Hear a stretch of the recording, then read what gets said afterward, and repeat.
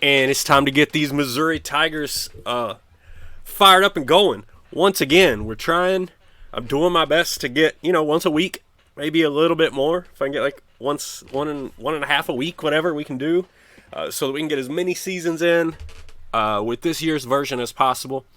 Love to have like 40, 50 seasons worth of history to review by the time we get to the 2022 version, which is still a very long way off. Still very new here in the 2021 version. So, I know we just went live. The emails are just going out.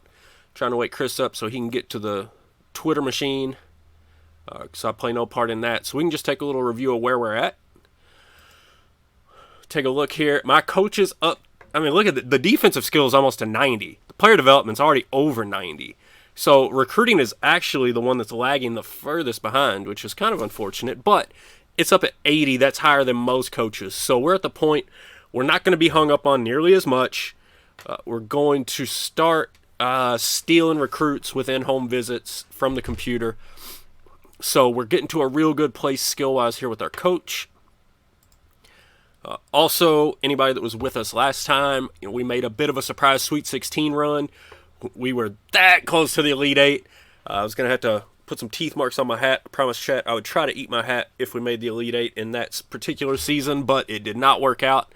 We did, however, get a 7-point bump to team prestige. So pretty much everything that I told you was going to happen 2 streams ago, most of that ended up happening in the last stream. And of course, 2 streams ago, we had all of the players bickering, disliking each other. We've gotten rid of all that. Last stream, just because we got rid of those guys, it went much, much better. We can take a look here at the draft. I honestly don't... we would have lost... Who did we lose last season? We'll see what we lost, if anything, to the draft at least. Anybody from Missouri? Oh, yeah, our boy Magnum. So that's definitely a big loss. Magnum was a solid point guard. He had that playmaking ability, so he was a really good passer, really good at running the offense.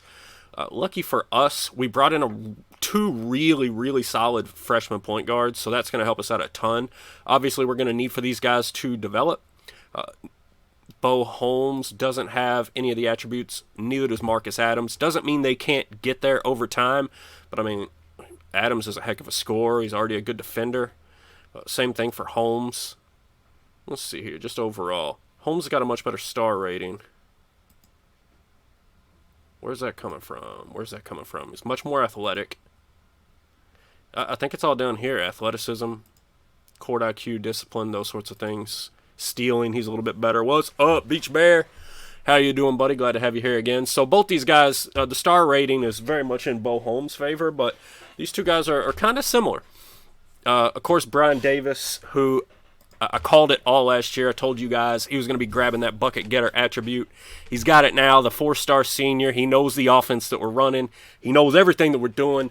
Brian Davis is going to throw down. This is going to be, our offense is going to be focused around Brian Davis this year. Frank Wilcox developing nicely. Not really a scorer at all. This he's more of a role player. He's just going to kind of be there. Hopefully we can recruit over him. Or maybe even play both these point guards next year. Doug Kellum, the senior, solid as it gets. Solid scoring, solid defense. No attributes, but I mean, he's just all around. He's going to be there night in, night out for us. And we got my man, AWash, Antonio Washington. I think he was actually top 25 at Indy coming in. Number 50 overall. Lon Davis is going to be good. He'll be our starting power forward. Again, this is just a guy. He's a young guy. He's developing. He's athletic. He'll get there. He's not going to excel at anything, but he's not going to kill us at anything. And then, of course, the big man, Bryce Windland. Got the defender attribute, the cleanup attribute, pulling the rebounds. How'd AWash do in his freshman year? We'll take a look at it in just one sec. Windland, huge on the defensive glass. Also, very, very solid defensive ability. I love once guys start getting up into that 7 territory. That's when you start seeing these defender badges and you know you've got something. So hopefully, Windland... He's got good scoring. He doesn't quite have the inside shooting I would prefer to get out of a center, but he's going to be very solid. And then we've got Benton, who honestly has been underwhelming in his development, but we do get Joe Snyder, the transfer, and he's got the defense and the rebounding. So, I mean, really just the perfect backup center, right? We don't need a ton of minutes out of him, but when he gets in there, he needs to rebound, and he needs to not be a defensive liability, and that's exactly what we've got. So we're going to be losing our star center after this year.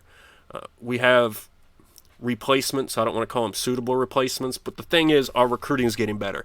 Our prestige is getting better. Like, everything is trending in the right direction. So we took a nice, important step last year.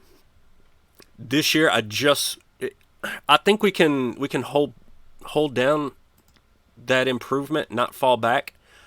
So let's take a look at Awash player stats. So he was getting 15 minutes a game last year, scoring close to 6, about 3 rebounds a game, 36% from the field, not great. Below 30% from 3. So, you're gonna get, when you're playing, that's still kind of limited minutes. Limited minutes as a freshman, you're going to be all over the place. Unless you're one of those guys that's straight out of the gate 5-star guy. And this guy isn't. He was middle of the road recruiting-wise, top 25 at Indy. So he's going to be a very solid player. You know that. He can come in and start on a team that can make a Sweet 16 run. He's not going to come in and be the man. He's going to develop into the man. So hopefully he gets there by next year. But if he doesn't average, Beachberry says if Bryce Windland doesn't average 10 rebounds a game, we riot. I don't know if he's going to average 10 rebounds a game. He may. It's going to depend a lot. Lon Davis is kind of an average rebounder. He might. He could get there. I could see it. But we're losing, after this year, 3 seniors. Brian Davis, Doug Kellum, Bryce Windland. So Davis and Windland are huge parts of our team. Obviously, Davis with scoring, Windland, a little bit of everything on the inside. Doug Kellum's also solid across the board. I feel great that Washington can be the backup, or he can take over that 3 position next year. We got to find replacements over here. So with those 3 scholarships, we're going guard, small forward, and big man. So, but, look at the kind of interest we have. Based on our budget, we're still strictly staying with the Great Plains region, but look at the kind of interest we're drawing. This is the number 2 power forward in the country, in our region, and we're getting interest out of them. So, you guys know how I do the recruiting. I'm not doing anything special.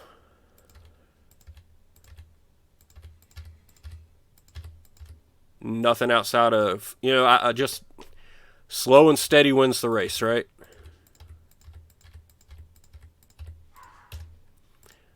We're loading up our options across the board. So I want to get those top guys, and I want to see how those top guys do in the camps. And, we identify the targets, and we kick the losers to the curb. And we can always, if we find that some of these guys are losers through the camps, then we can bounce them out and grab some of these other guys that do hit like top 5 in other camps.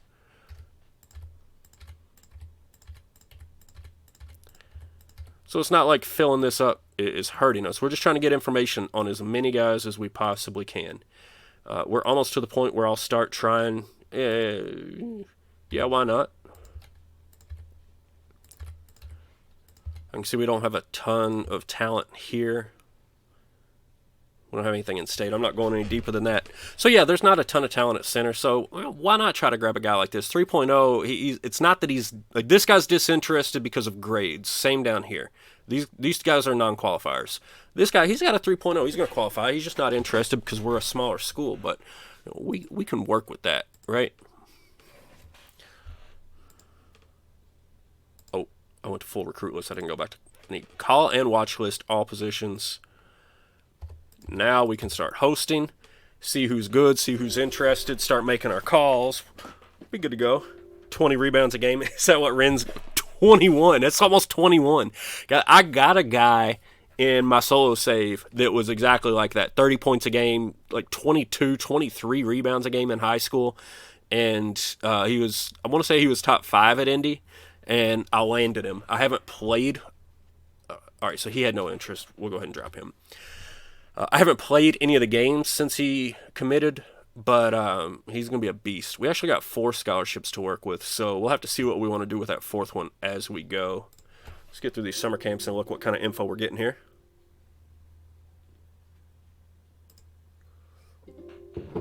Moving through the summer camps. All right.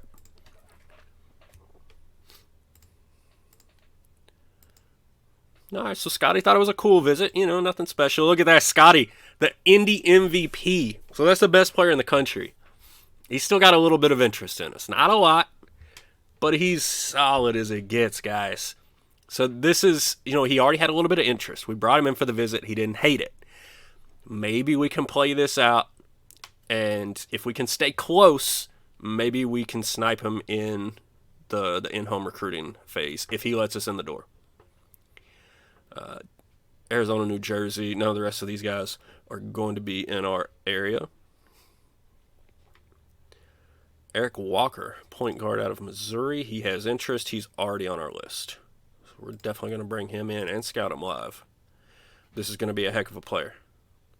He was actually so he's from Missouri. He had us number 1 on his list. And he's one of the top 5 at East Coast Jam, which is going to be a solid player. He's probably going to end up being top 5 at the regional camp as well. Washington, Virginia, Oklahoma, Nick Polybank. He's got interest, 3-star guy. Yep. We've got interest right back at you, my man. All right, so nothing in the top 5s there that made us add anybody or take anybody. Well, we will take people off a list, but a couple of good. What's up, Breeze? Glad to have you in chat, buddy. Always good to have Breeze here. So let's go just one more hosting, and then we'll go ahead and hit Scotty Wren live pretty hard. We do have about $10,000 more than we typically do, so hopefully we can recruit a little bit more freely this time. But we did pretty good there with Scotty. I mean, he didn't hang up on us until the very last thing we asked about. We're actually in his top 10. So he took the visit and didn't go warm, but if we can stay in the top 10, stay within striking distance, we got a shot at him. But he is pretty big into school prestige, so it's unlikely. But it's good just to be on these guys' radar, because that means the guys that are a half a step behind them, you're right there at the top of the list, right? And so that's where we want to be. Keep in on guys like that. It's a good sign. Look at that. Eric Walker went straight to warm. Did he have an awesome visit? Please, oh please, oh please. Enjoyed it. Okay, so he at least went warm, but it wasn't the awesome visit. So the awesome visit's always a great sign. We didn't get that. Let's roll through these summer camps, see what we got. And I think our Great Plains camp is actually going right here on this sim, so we should be able to narrow down our lists. And I told you I thought Walker would be top 5 at Houston, and there he is. Tim Wayne, the MVP, Eric Walker, second in line, Nick Polybank also right there in the top 5. So you can see why I like to scroll through and look at those other national camp results and who did well at those, because they're really, really good players. Tim Wayne, he's the MVP, top 25 at Indy, so we definitely want to be in on a guy like this. 2.8, yeah, Tim Wayne's a really good-looking prospect.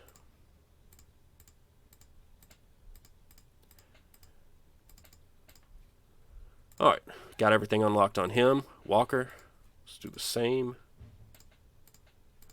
Probably going to run out of time right there. All right.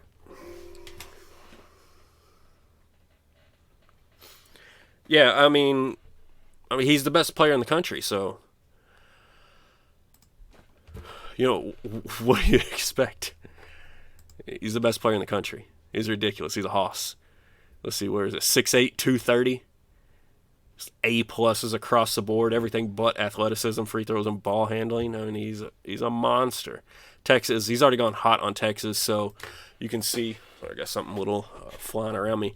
You can see we're already falling behind there in the chase for Scotty. He's going to be a monster wherever he ends up. All right, didn't stand out anywhere. I'll take decent. Definitely take top 25. Looking good there.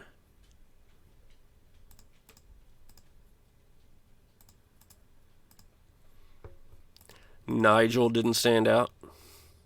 Kelly Willis didn't stand out. All right, point guards are done. So we can trim this list, burn right through recruiting, and get to the games. We're making another run, baby. Making another run. I'm calling it. Oh, some really good shooting guards. It's the first shooting guard I'm pulling off the list. Another top 25 guy. So in the shooting guards took up like 5 or 6 of the top 25 at that camp. That's crazy.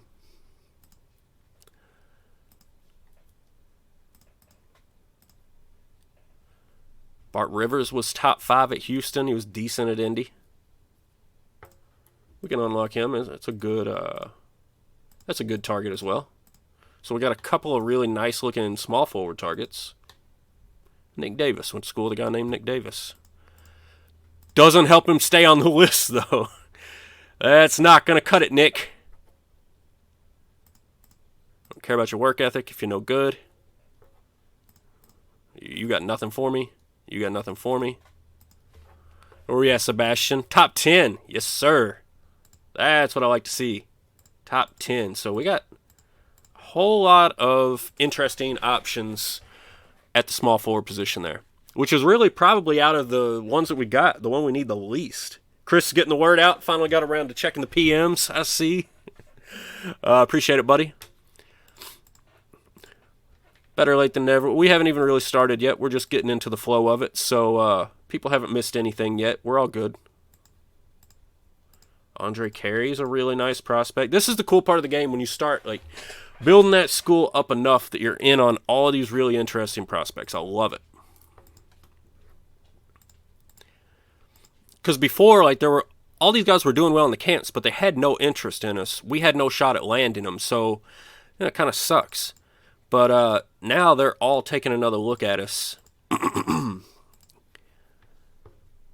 Didn't send out at Indy, and then didn't. We'll let him stay on the list. I mean, he could be a good player.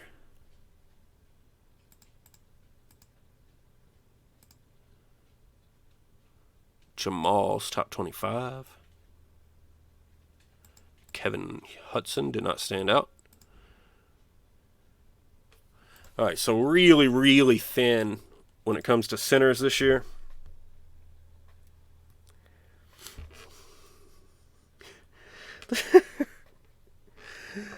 Who am I going to pick up? The next Magic, MJ, Larry Bird.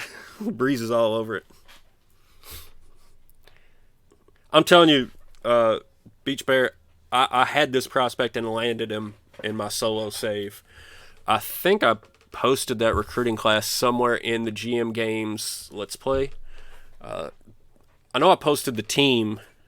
I think it was the team after he got there. I don't know if I posted anything that had his high school stat line in it or not, but the players seem pretty identical to me. Let's go ahead and advance through this. This is a dead period.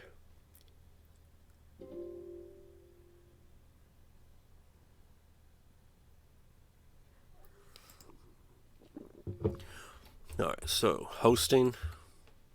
And then we want to... Oh, look at that. Tim Wayne is warm and Eric Walker. Those are probably our 2 top prospects.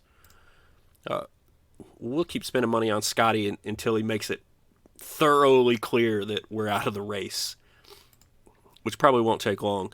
And then we probably want to jump over to Andre Carey relatively quickly if we can get any interest generated there. Let's see. Hopefully his visit goes well. Let's get through these camps, see how that visit goes. You know, we don't have to unlock these pitch areas until we know whether or not we've got a realistic chance at landing the prospect. So we roll right on through that. And see where we cut our list down to 27. So we got 27 decent targets. A lot of them better than others, obviously.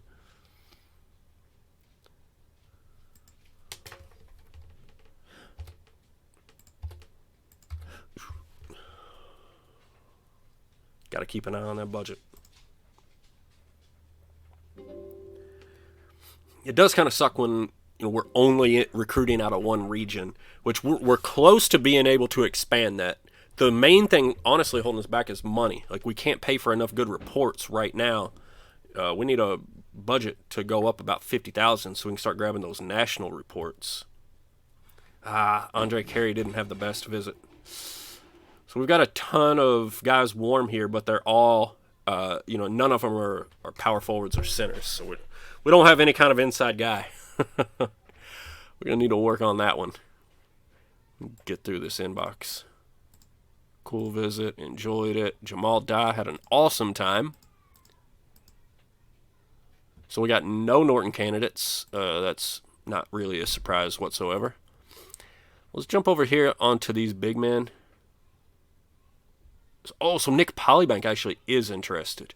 And that's a really... Oh, look, we're the only one on his list even warm. So he was one... he was top 5 at Houston, and then it's not going to show on here because I didn't go to it, but he was also top 5 at the Georgia Superstar Camp. So that's a really, really good option for us. Host a couple more of these guys. But I honestly don't know... Uh-oh. Messed up my chat. If Scotty plays small forward and becomes a legend, name him Scottie Pippen. All right, I see where you're at. See where you're coming from with that. Let's see. Top 25 at Houston. Just seeing if there was anybody else like on that level. So Andre Carey, top 25 at Indy, top 5 at Houston. Definitely a solid player. Didn't seem to have much interest in us. We can definitely stick around. Carey's a decent option. Polybank is a much more realistic and landable option. So I think, I don't see any reason not to go ahead. We offer there. All right. At the small forward, we probably want to go with Tim Wayne, I believe. Decent at Indy. Decent at Indy. Top 25 at Indy, MVP at Houston. This is the way to go here. So it looks like we're probably in his top 3 right now. And then out here, it's Eric Walker all the way, right? Top 5 at Houston. Top 5 at East Coast Jam. Go ahead and unlock his last couple of little categories here. Go ahead and chat about some things. We're number 1 on his list for the time being. See how it's looking as we speak. Yeah, we're still warm, so there's a lot of warms out there. We're in the hunt. So now we've got this 4th scholarship. We got 1 left, and I don't know exactly where I want to offer it. So let's see here. We're already in on another point guard. That would give us 3, which is what I like. So it's shooting guard, I think. We need another shooting guard. We're in on a small forward, which will give us 3. We've got Lon Davis and James Scott, and then Benton Snyder, big man. So I understand Polybank is a power forward, but we'll still have Snyder, Benton, Davis, Scott, and Polybank. I would like to have a little bit more of an impactful inside recruit. I think Polybank will be fine. I don't know that he replaces what Wendland does for us, but I don't know if there's a more impactful inside guy that we can get right now. So I'm straight up just going to go best available. If it's a point guard, that's fine. I would rather it be a shooting guard just to mix it up a little bit. So let's see what our options are over here. Nothing at Indy. Decent. Ugh. Wasn't this where we had all the talent? No, it was small forward, wasn't it? Small forward is stacked. Maybe we just go grab another small forward.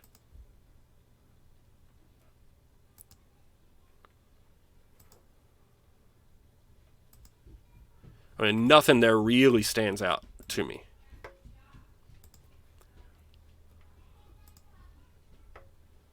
So here, Bart was he was decent at Indy, top 5 at Houston. We're already going after Tim Wayne. Sebastian Thornton was top 10 at Houston.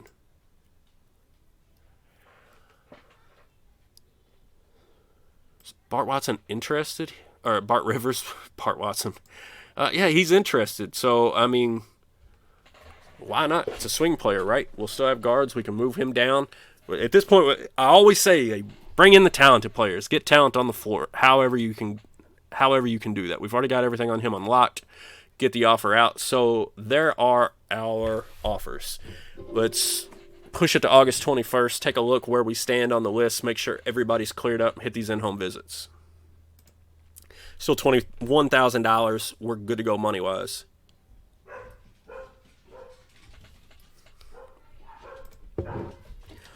Oh, he's actually hot on Iowa.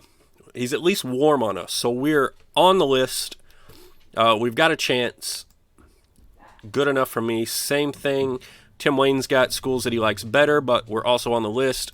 Both these guys are fully unlocked. At power forward, Polybank, fully unlocked. We're in his top 3. I really wish we could get either Andre Carey or Scotty Wren to bounce up a little bit. Oh, we're hot on Jamal Henderson. Okay. Let's go ahead and unlock him at least. Oh, he hung up on us, so never mind. Not going to bother. And Eric Walker. Oh, look at the Ville sneaking up there trying to steal our man. Get out of here, Louisville. Every other day of the week I'll root for you, but not today. If you steal Eric Walker, I'm not going to be happy with you for the rest of the entire night, actually. So, yeah, let's move it on to the in-home visit, see if we can land these guys. At least a couple of them. They're all really outstanding targets. So, pretty pumped that we're currently going after this caliber of guys. I should still be doing on-campus visits, though. Because there's definitely no guarantee that we get these guys. And we've got the money to do it. So, we need backup options.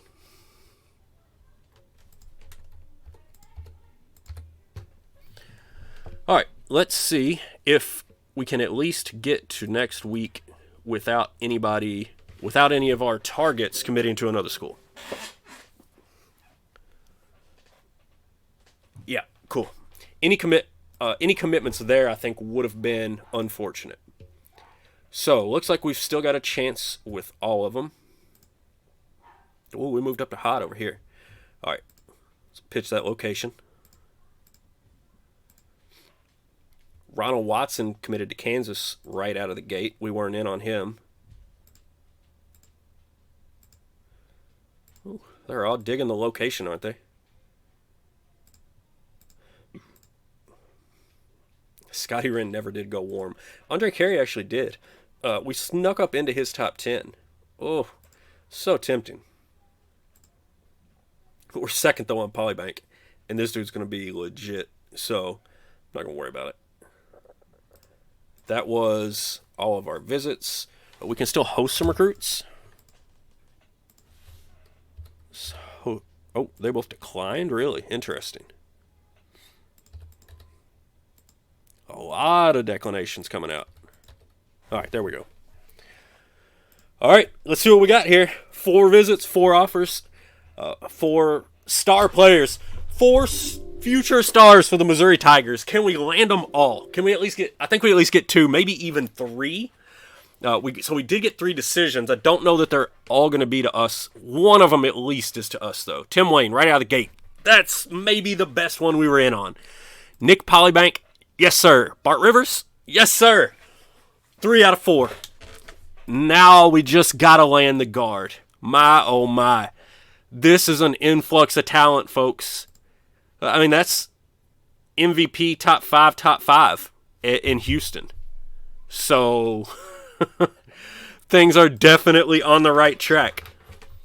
It's going well. Oh, man, that feels real good. Now, Eric Walker, on the other hand, where are we at? Oh, okay, here we are, 4th. I thought we dropped off his list or something. I was about to get real upset. So, there we go. Let's see if we can find... Do we have other really good targets out here at guard? Guessing no. Jamal Dye, no.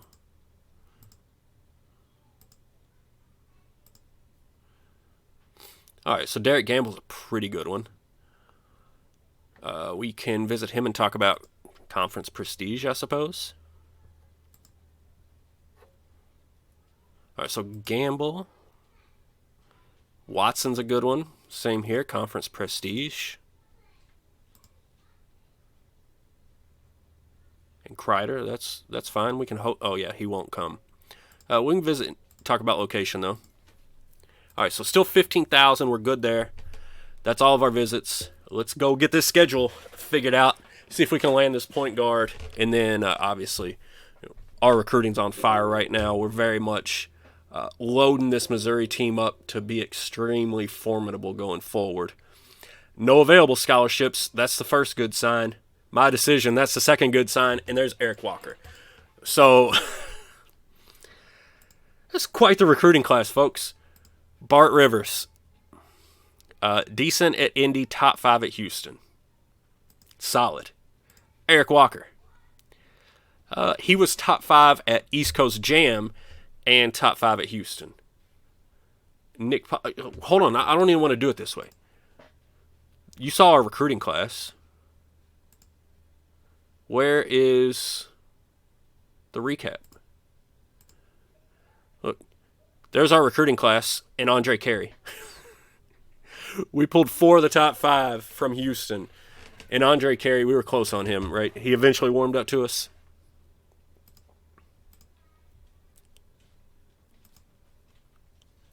We were in his top 10. Didn't quite make it. But yeah, so there you go. We just basically pulled in the top 5 from the Houston camp. So, I mean, I don't know how else to explain it, guys. We're rolling right now as far as recruiting goes. We definitely need a budget increase to take it up to the next level so that we can push this nationwide. As of right now, I mean, I don't know how you do any better than pulling a bunch of guys that were, top 25, top 50 at Indy, and then turn around and they're all top 5 in the region. That's how you do it. At least that's how I do it. That's how I like to recruit. Well, Scotty ended up at Texas. Texas is going to be a bear next year. Do not envy anybody in that conference. All right, so get a couple of weeks of practice in here, and let's get cracking through this year. Hopefully we don't have any kind of these personality conflicts this year.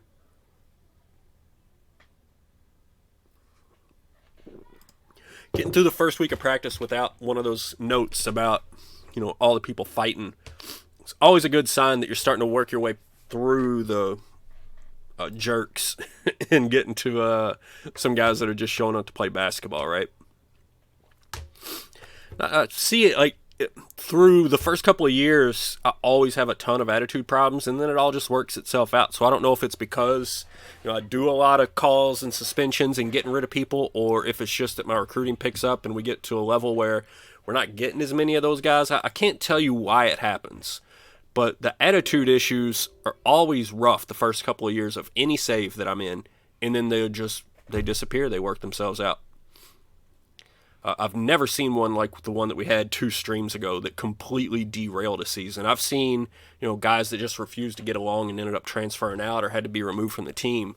I've never seen where every single game you lose, there's a fight in the locker room. So that was bizarre. Very glad to be past that. Let's see, do we have anybody that we need to consider redshirting? I don't think so. Maybe Brian Benton. Or maybe James Scott, actually. One of these 2 guys. I think we should throw out a red shirt somewhere and just let him develop a little bit. We're bringing in Polybank. Hopefully he'll be fine there. Let's redshirt Benton. Let's redshirt Benton. I feel like he'll end up being a good player. He's got... he's predicted to develop nicely, and I don't tend to recruit too many people that don't. I mean, you can see where the potential is on all these guys. James Scott is actually the lowest one that I recruited at 3 stars, so if 3 stars is the worst guy on your team, you're doing something right. But we'll see. Let's push on, get into these. Oh, what we do need to get to is setting up the depth chart.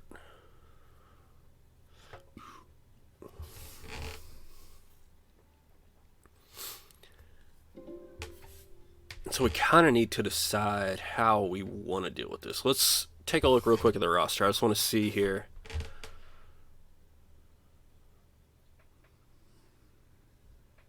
First, I'm looking at the small forwards.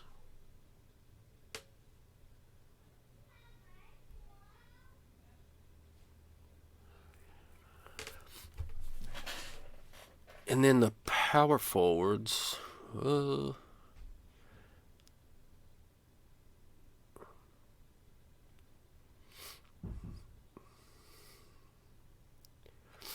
Here's what I'm thinking is that we let Washington start at the power forward. Let Lon Davis back him up. Battier can back up the small forward just fine. Then we can run a rotation at guard with Holmes, Davis, and Adams as the backup. And then on the inside, if we're starting Wendland and Washington, surely Lon Davis and Joe Snyder can combine to provide us some depth there. So that's my first thought of what I want to do with this depth chart. Let's see if we let the AI suggest everything. They're doing something. Well, I mean, they're taking Kellum out of the starting lineup, which just really isn't an option for me. And I think Washington is a little bit better of a rebounder, which is why. Yeah, if you look at these two guys, Kellum, his default is shooting guard, small forward. Washington's a small forward, power forward. So yeah, I like Kellum here. I like Washington there. Battier, Wilcox, Adams, Snyder. Do we want Snyder ahead of Davis? I think we can leave it as is. See what the AI has for a matrix with this setup.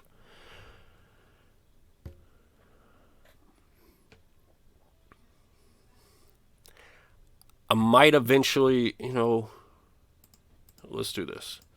Because I do like Adams better than almost any of these guys. Snyder or Davis? I like Adams, Battier. Oh, between Davis and Snyder, I do not know. I'm going to lean toward Snyder. We'll see what it does with that. Essentially the same thing. Not a big difference. I like it. Let's roll with it. Oh, it actually gives Adams a lot more time at the 2. So it's getting Adams and Battier are getting heavy minutes off the bench. Snyder's all right. Davis and Wilcox won't get as much. But I like that depth chart. I think that'll work well for us, at least as a good starting point. And then we'll see. I don't know. Maybe we need to pull Washington out and let him be the primary backup at those positions. But I don't know. I think he can hold his own in there.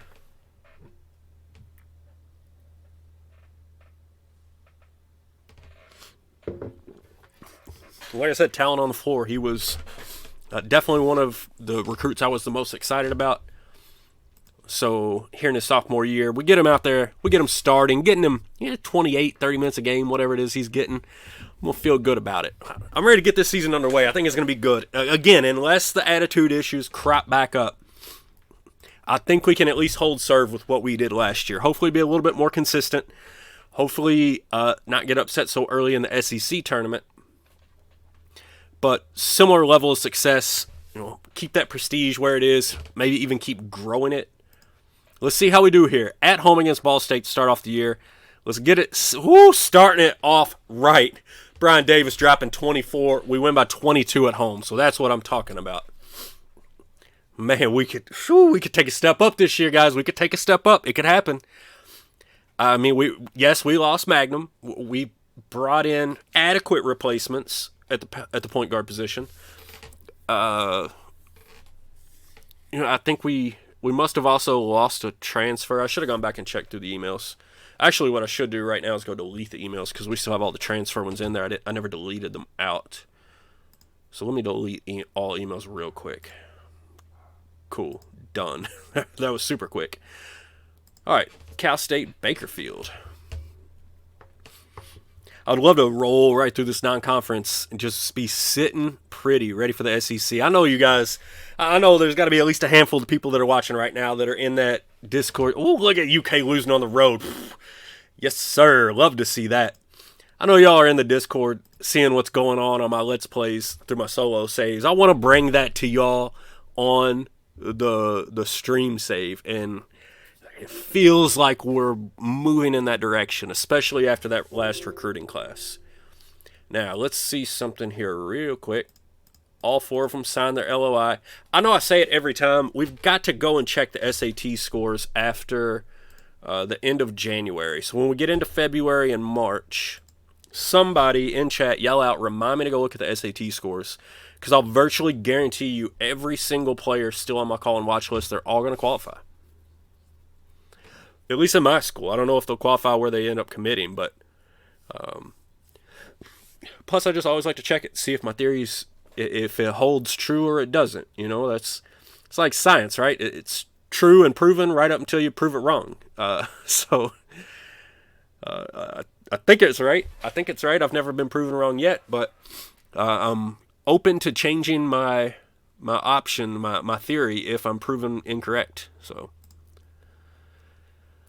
all right. So I think we're about to head on the road here to Agalia's Colorado Buffalo squad.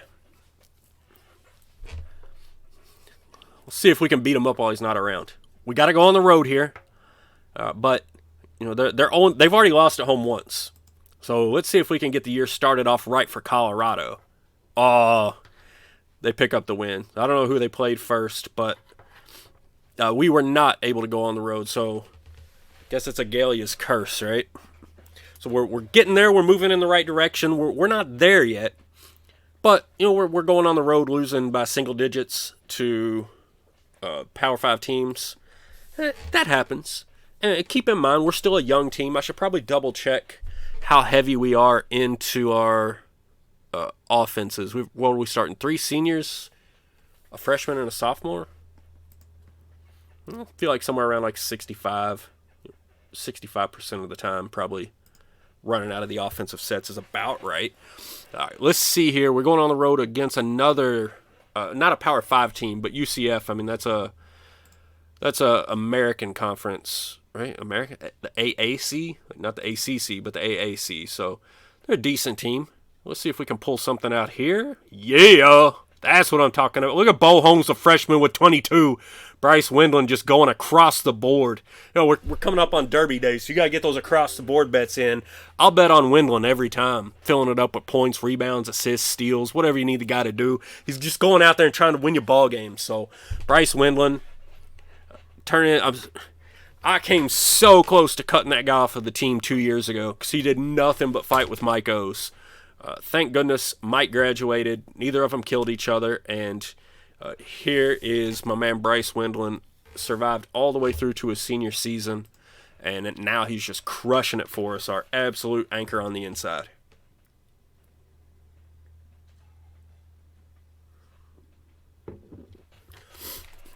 All right, so one loss on the road. I'm feeling good so far. We've had a couple of roller coaster seasons, so I do not want to get ahead of myself. This still, from the outset, should be very similar to last year. A lot of good, but some roadblocks along the way, like dropping a game at home to Fordham. Hopefully it doesn't happen. Cool. Look at Antonio Washington, that's right. Doug Kellum, that's right. So both of them in double digits. That's why you got to find a way to get both them on the court. They team up for 28 points and 12 rebounds between the two of them. Throw in 6 steals. So quite a bit of production there. Get players on the court, guys. I don't know what else to tell you. I've won championships playing small forwards at the 2, playing small forwards at the 4, playing power forwards at small forward, just anything and everything. I've won national championships every which way in this game. So get your best players on the court. It's the only way I can put it to you.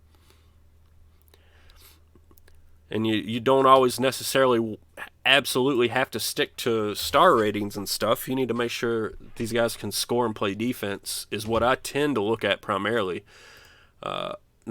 Closer than I would like, but 9-point win. Kellum for 21 and 8, so looking good there. Antonio Washington with 8 rebounds. So call him a small forward all you want. That dude's out there cleaning the glass. What's up, Random Task? How's it going, buddy? Glad to have you. All right, so still moving in the right direction. We had the one little blip there at Colorado. Hopefully we can avoid any more of those in the non-conference. It looks like we got a nice little home stretch coming up. We've got our rivalry with Illinois coming up, so that should be an interesting one to see how that goes. Can we hold them off, or do they come in here and upset us? Hoping for the best there, clearly. Well, St. Mary's there, trying to crack into the top 10. Oh, we fell back to unranked. Okay. Well, I mean, we're not playing anybody. We're not really proving anything, beating up on these gimmies at home. I mean, at least should be gimmies. Monmouth at home should be a gimme. But you never know. Stranger things have happened. Random Test asks, how is recruiting? Random test, you showed up 5 minutes too late for the recruiting review. Suffice it to say, I recruited 4 players. I got 4 commitments. And if you went to the Great Plains Region Camp Report, they were all 4 listed in the top 5 of the report. So I landed 4 of the top 5 from our regional camp. I think at least I got the MVP. I think he was a top 25 Indy guy. I believe at least one of the others was top 25 at Indy. They were all at least like decent at Indy, but I just took the top 5 from our region. I don't know how else to put it. What's up, Roofy Doofy? Yeah, we're going, buddy. We're going. We're 6-1. We got Wyoming at home. It's a tune-up game. Get y'all all stretched out. Get that shooting form locked in against Wyoming, because you got Illinois in the rivalry game with the Big Ten coming in next week. So Wyoming, I think this is the Cowboys. Oh wait, is this? This isn't home. This looks like one of these preseason tournaments or out of conference tournament, whatever.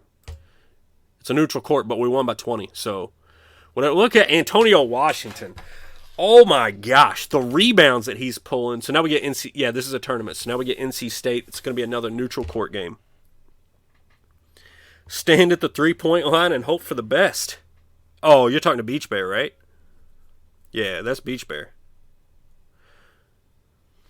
Yeah, I would love to win this conference tournament this year. We got to see.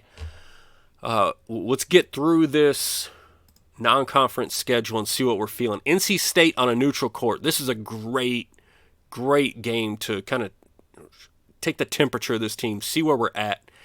And that's a good place to be, with our freshman leading the way points-wise, throwing in 7 assists. Wendland 1 point away from a double-double. Washington is a consistent contributor. And now, somehow we ended up in the same preseason tournament with Illinois. So we're about to go back-to-back with Illinois. We're going to play them on a neutral court, then we're going to play them at home. So let's just see how this plays out.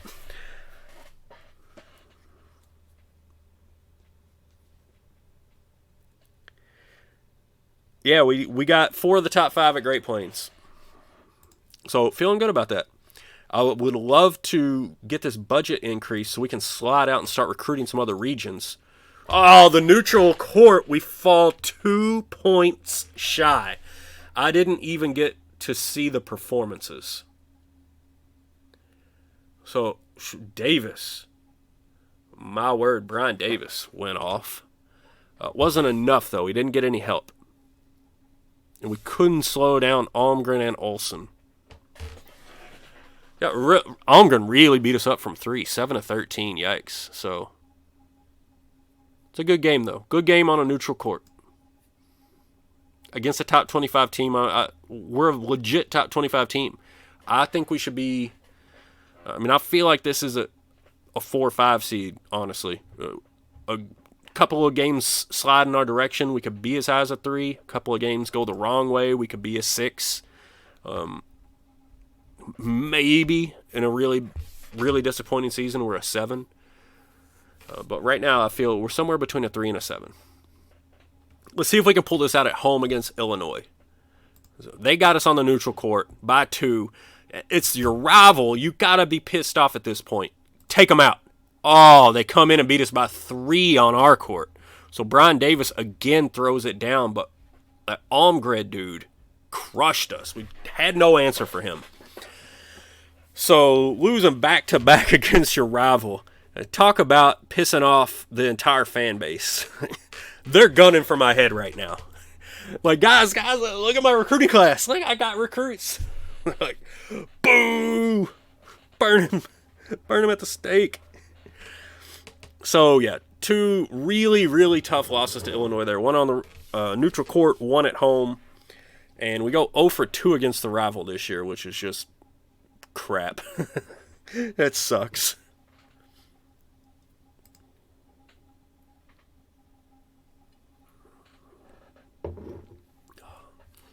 We're moving on. We're going to persevere.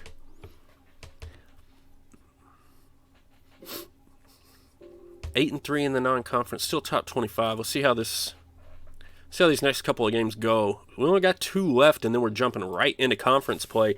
Not starting off with any kind of joke, though. We're starting off at number 3, Kentucky. So, right out of the gate, we're going to start with that gauntlet, right? I wonder how many other teams are ranked in the SEC this year.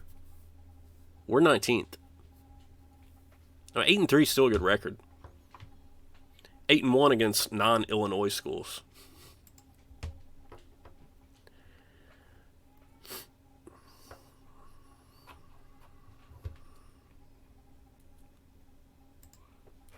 The Cal Poly Mustangs coming to the zoo. Let's see here. We've just gotten beat up by Illinois. Can we have a big... 10 points. Okay. Bo Holmes, he's getting... That dude for a freshman. Let's check out the dashboard. Yeah, he's giving decent contributions. 15. Windland obviously leading the way. Kellum is actually ahead of Davis. Which is slightly surprising to me. So Bo Holmes, as a freshman, almost 10 points a game and up over 5 assists a game. Throwing in 2 rebounds, just for good measure. Awash, not scoring a ton, but look at the work he's doing on the glass as a small forward playing out of position. And then Windland, he's so close to averaging a double-double, but he's just shy on both points. So we'll see if that improves. Maybe it picks up. Maybe he stays just short like that. Who knows? But really good to see that the young point guard is really producing. Really good to see. Obviously, Kellum is playing well, which we expected him to do. Washington is delivering for us exactly the way that I hoped he would. So really, I mean, you start looking at next year and looking at the class that's coming in. It's just adding depth. We really need more help on the inside than we're getting. Because we're going to be kind of small. I don't know if either Lon Davis or Polybank the recruit, either one of them can play the center for us next year. Or if we're going to end up needing to rely on Benton or Snyder. But if we can find somebody to really produce at that center spot, we're going to be talented and deep everywhere else. Yeah, we need Bryce to step it up. Just one more rebound, one more point per game. Like, average that double-double, buddy. Average that double-double. Show us what you got, Bryce.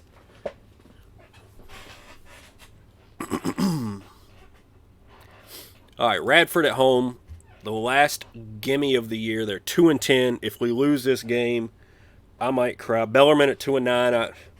Breaks my heart. You know, I tried to get them set up for success. They just couldn't keep it going there at Bellarmine. We had to bail, get to the big time here at the zoo as we take out Radford by 14. Antonio Washington. Windland, he got the extra rebound. He's up to 11 rebounds that game. And Doug Kellum also contributing. Honestly, out of all the starters, the one I'm probably looking to pick it up, like where you at, is Brian Davis, who was just otherworldly last year. He led us in points every game.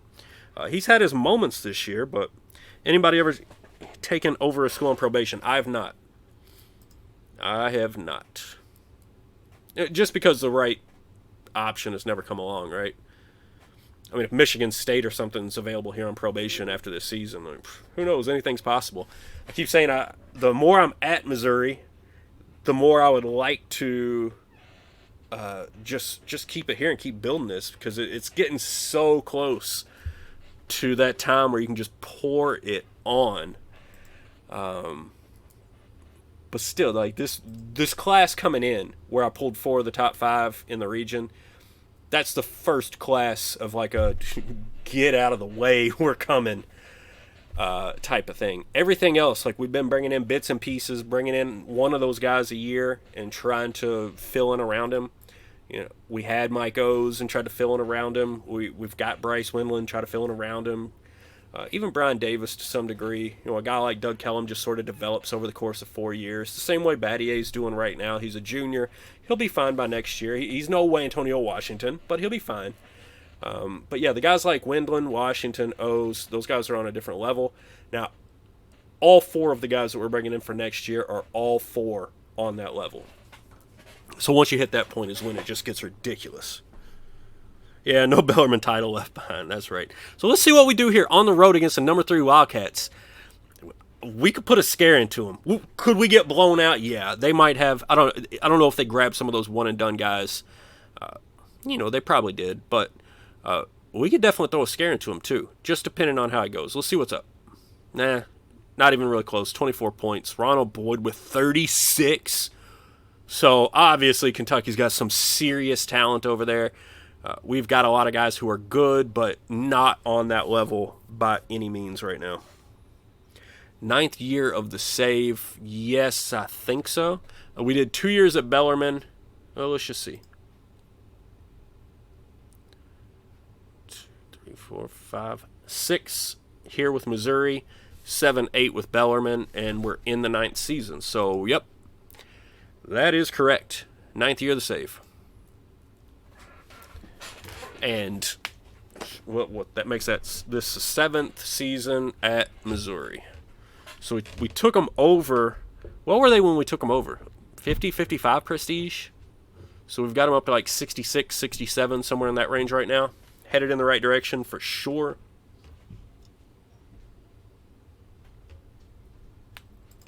So we move into January. Guys, we're about 3 weeks away from the SAT scores coming out. So please remind me to go check that out if I don't remember it on my own. Domination. Bryce Wendland, 15 and 12. He's trying to push that average up to the double-double range. He's working on it. He's getting there slowly but surely.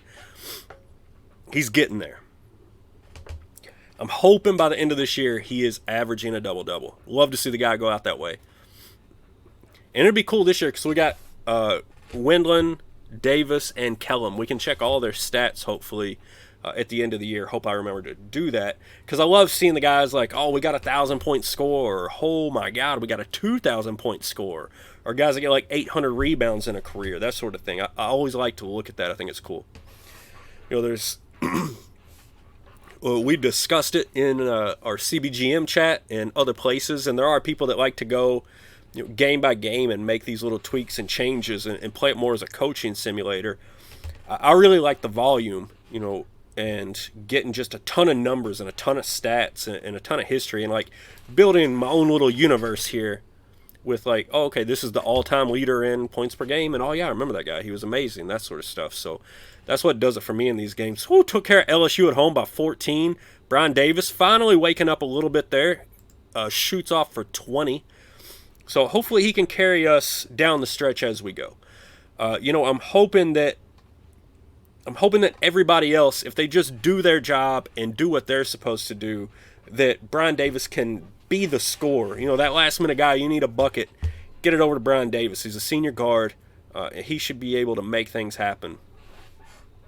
So hopefully that's the role he can play for us, and hopefully that comes up key in tournament time.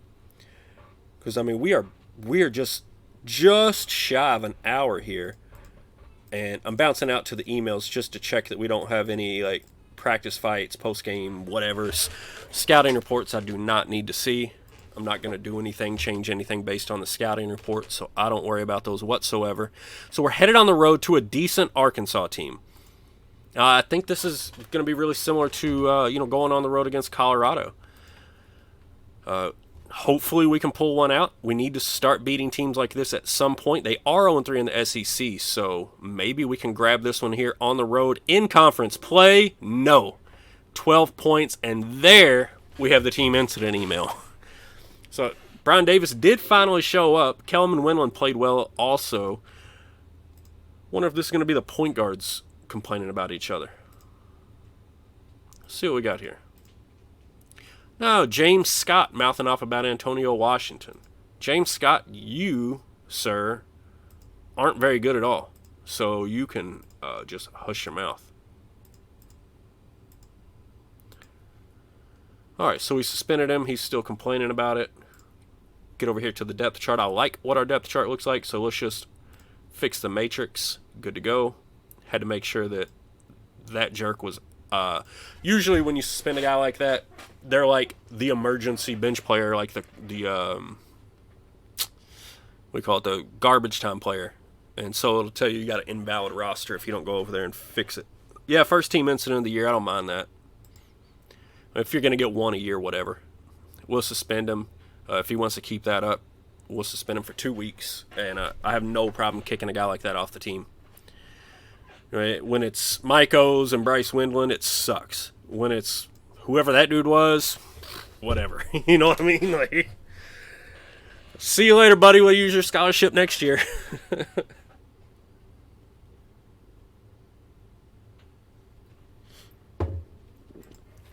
All right, so now we got to go on the road at Georgia. It's another team that looks pretty good. They're actually having a better SEC time than even Arkansas was. So probably going to be another really tough game on the road here. And we lose by 13, and there's another incident. So we thought we were out of the woods there, and now it's all creeping back up. See what this one is. Brandon Palmore mouthing off about Brian Davis. I've got really, really bad news for Brandon Palmore. Like, I don't even care what you say. Straight to suspension. You're a walk-on, garbage player. And Brian Davis is our best scorer. Like, he's averaging 15 a game. What are you going to do, Brandon Palmore? You got a 3 in scoring. You don't even know what a basket looks like.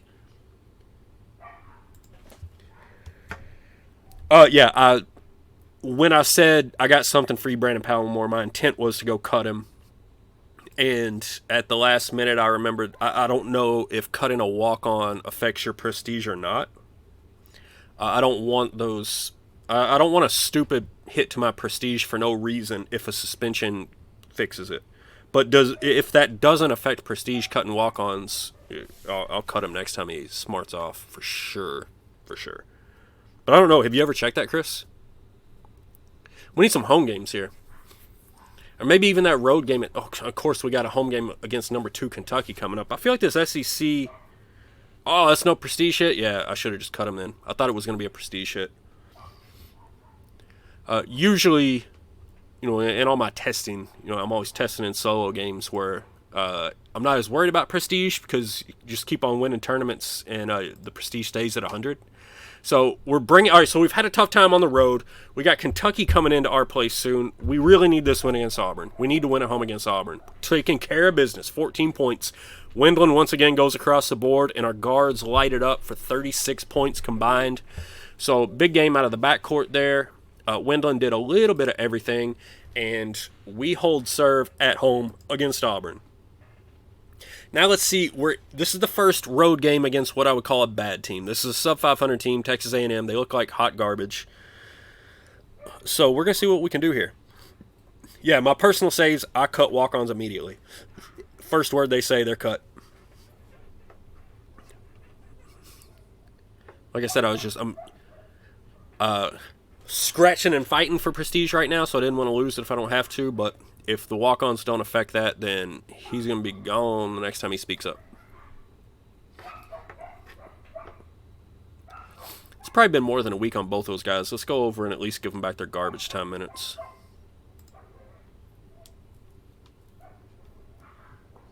Although, I'm not going to change the depth chart, so it's just going to keep him down there. Oh, no, his goes one more day. All right, well, I'm not coming back to this. So, James Scott gets his garbage time minutes back. Palmore, he's a walk-on anyway. He can suck it up. Woo, there we go. On the road against a bad team. And Brian Davis drops 31, and Bryce Windland says, you know what? All these rebounds are mine. All of them. And he takes 16 rebounds. Looking good for Bryce. So we're 14-6, guys. We're above 500 in the SEC. We've had a really tough early going. A lot of road games. Now we're going to get another home game against Kentucky and then a home game against South. The conference games are just brutal right now. I'll be really interested to see what we do against Kentucky at home, but really against South Carolina at home. That will be a true bellwether type of game. Kentucky at home, Kentucky is definitely, right now, it appears they're an elite team. They're the kind of team that can beat you at home. Now, I'd love to pull the upset. Don't get me wrong. And we can do it. But South Carolina, 16-5, that's a good team, not an elite team. Hopefully we can beat teams like that at home. But we did lose to Illinois at home, which wasn't the best thing in the world. So let's see what happens here against Kentucky at home. Oh, that's what happens. God, I love beating Kentucky. I would lose to Illinois at home every year if it means I get to beat Kentucky at home. Took them out by 16, the number 2 team in the country. 16 points. Go back to Lexington. Losers. Woo, that's a nice win at home. Nice. So, and now we're on the road at Vandy, who... Every time we've played Vandy so far in this save, we beat them by like 40. Eventually, we're going to lose to them. But until that happens, I can't wait to see Vandy pop up on our schedule. Because it's just a brutal beatdown every time. So let's see if we can keep the trend going.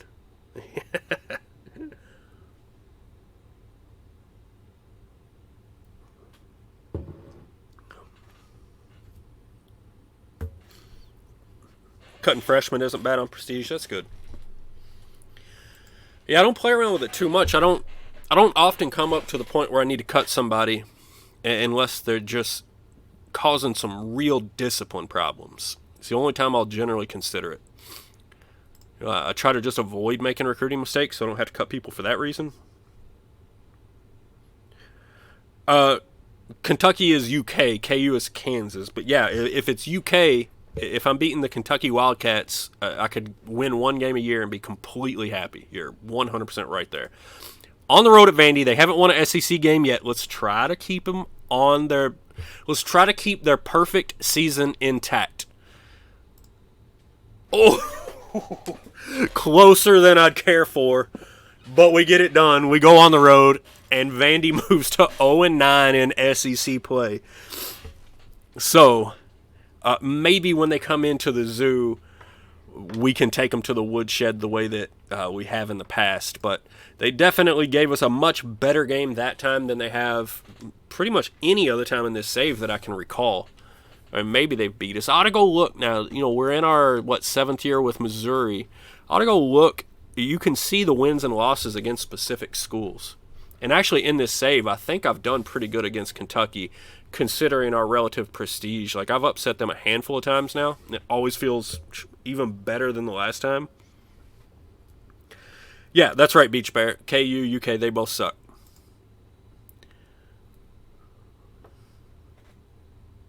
All right, so South Carolina coming into the zoo, trying to come into our territory, our home court. Brian Davis, Doug Kellum, Bryce Windland, y'all got to protect this court. It's your home court. Like, don't let them come in your home.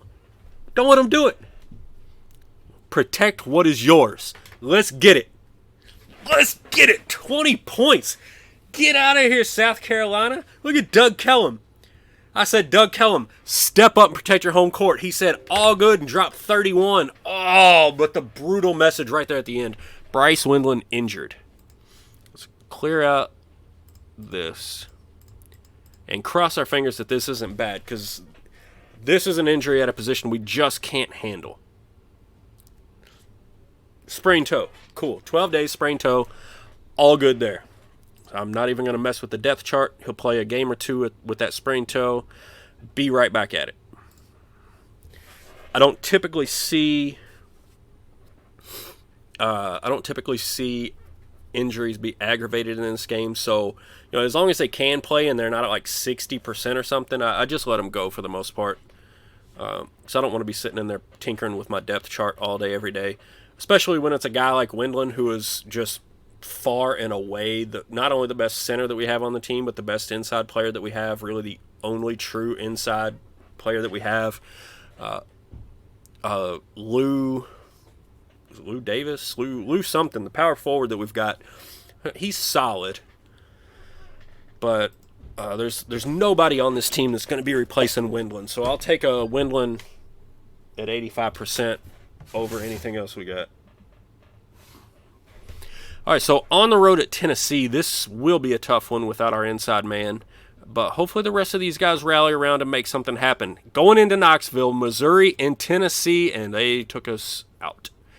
Antonio Washington, Joe Snyder got some more playing time there, but obviously we were not at 100%, And that one, really, we didn't stand a chance. I'm really hoping that Windland's going to be back to full strength, or at least something close to full strength by the time we got to go into Starkville and play Mississippi State. But I don't know. That's super soon. That's like a week away. I think he's still going to be hurt. I would really like to have him at home against Florida as well. These are two games that are really toss-up games that we need him, and we just don't have him.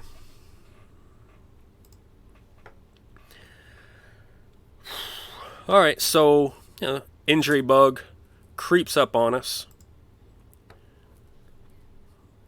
It's really going to hurt our chances here in these next two games. So let's see if we can pull one out.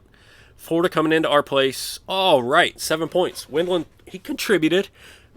Everybody just threw in a little bit. Double digits from 3 of our starters there. Awash leading the way. Brian Davis added his 10, and we get the nice win at home against Florida.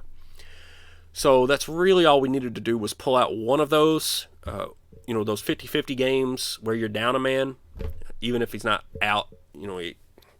He's an important part of the team, right? So good to see. What's up, Doritos Locos? Yeah, we're blazing right on through this season. We're in the middle of February. Middle of February. Thank you, Doritos Locos Tacos. You reminded me. Time to go check the SATs. My theory is that every player on my list qualified. So the lowest SAT that was on my call watch list was right here, Sebastian Thornton, who was a pretty good small forward and still has a ton of interest. He's top 10 in Houston. He's still unsigned. What does this guy do? Oh, I wonder if he committed somewhere else, and then when the SATs came, he got bounced. Probably.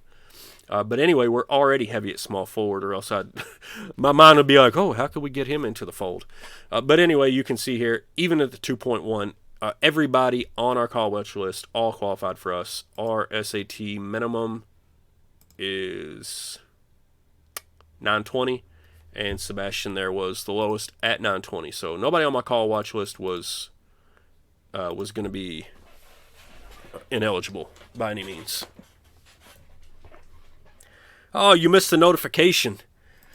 That's brutal, man. You should have seen the recruiting class we pulled in. The recruiting class we pulled in. You want me to spoil it for you, or you just want to go back and watch it after I finish? So it's a total TLDR type of summary there on the recruiting if you want the TLDR version. All right, Missouri at Mississippi State. Like I said, totally a winnable game with the exception of Windland being hurt. With him being down, Mississippi State's probably got the edge here. Just barely. See, and Joe Snyder suffers an injury. We were in the top. Yeah, we're still in the top 25 for now. Let's see, what's this injury to Snyder now? So he sprained his finger. Windland is back in 2 days with a sprained toe. So hopefully he's full strength for this game at home against Ole Miss. But Ole Miss kind of sucks. We ought to beat them at home even without Windland. So I expect a win here either way, whether he's 100% or whether he's, just close. The good news is we're 18-8 on the season, 8-5 in conference play. We've still got a few wins coming through here. So it's getting close to time that we need to check. We need to check our standings in the SEC and see how. Oh, did y'all see Wichita State beat Tulane by 40? That's a beatdown.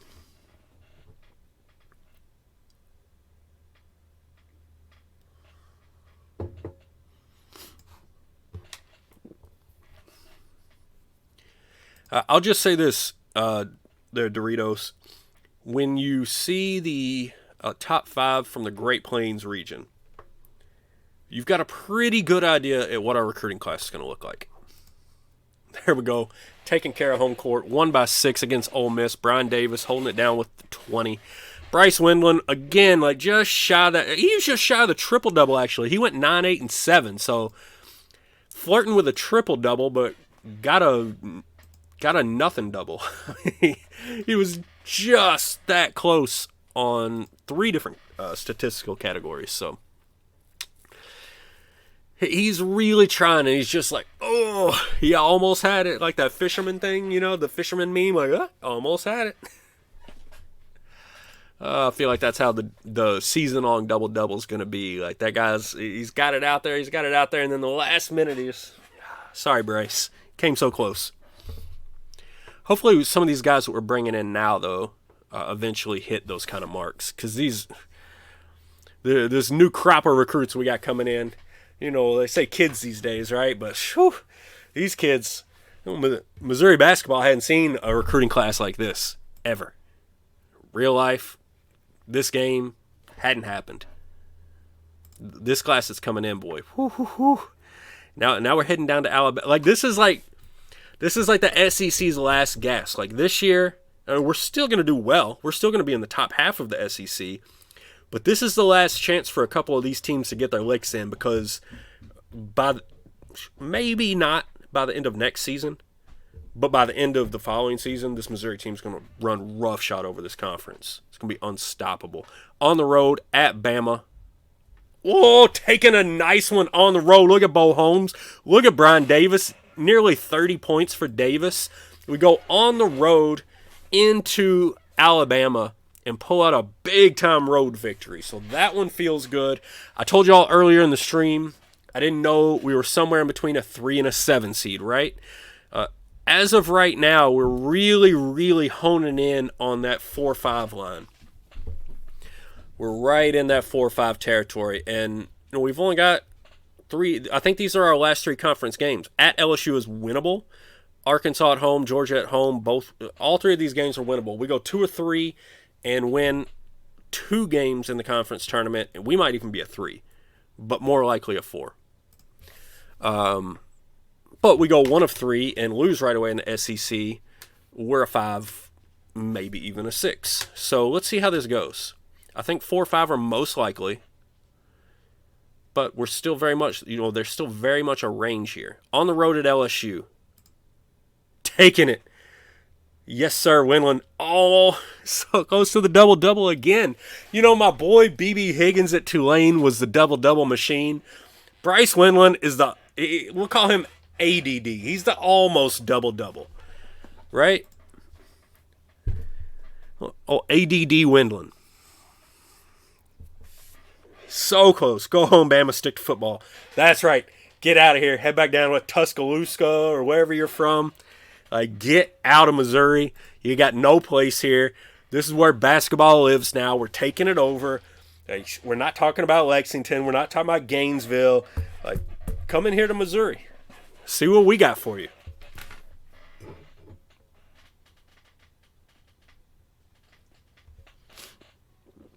Because I promise you, what we got is ugly and getting uglier year by year.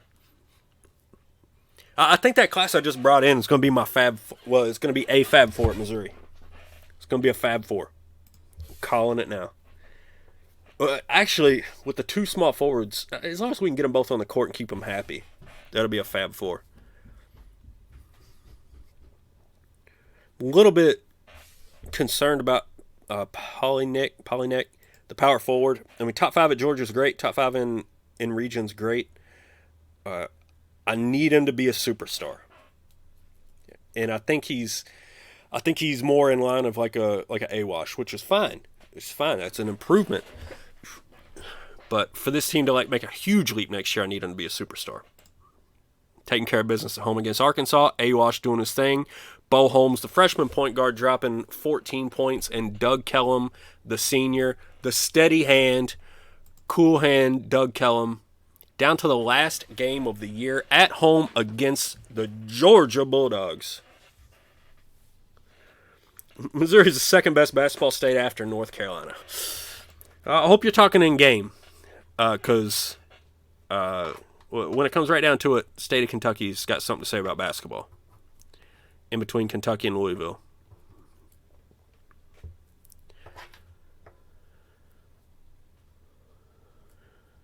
And North Carolina's got UNC, Duke, NC State. I think Wake Forest also in North Carolina? So North Carolina's certainly in the conversation. I don't know that Missouri's in that conversation, real life wise. Now, game wise, yeah, I'm right there with you. Role playing wise, woo, Missouri, woo. We want to actually talk basketball, though. There's some places that do it well. Missouri and Georgia at the Zoo to finish off SEC play. If I had to get 13-4, 12-5, this is the difference between me tying Georgia on the year or us probably finishing third or fourth in the SEC. So look at the final in overtime. Kentucky goes into Alabama 108-100. That's a high-scoring game. Let's see if we can do it at home without, blind, not looking at the standings, going into it blind. My guess is this is for a tie for second place in the SEC. And we take care of business, baby. That's right. That's right. Yeah, in-game Missouri. I'm right there with you. Yeah, I thought Wake Forest was in North Carolina. So overall, North Carolina's got a little bit more firepower, a little bit more tradition across the board. Their top two stand up very well with Kentucky's top two, and they got a lot more depth with NC State, Wake Forest, teams like that. But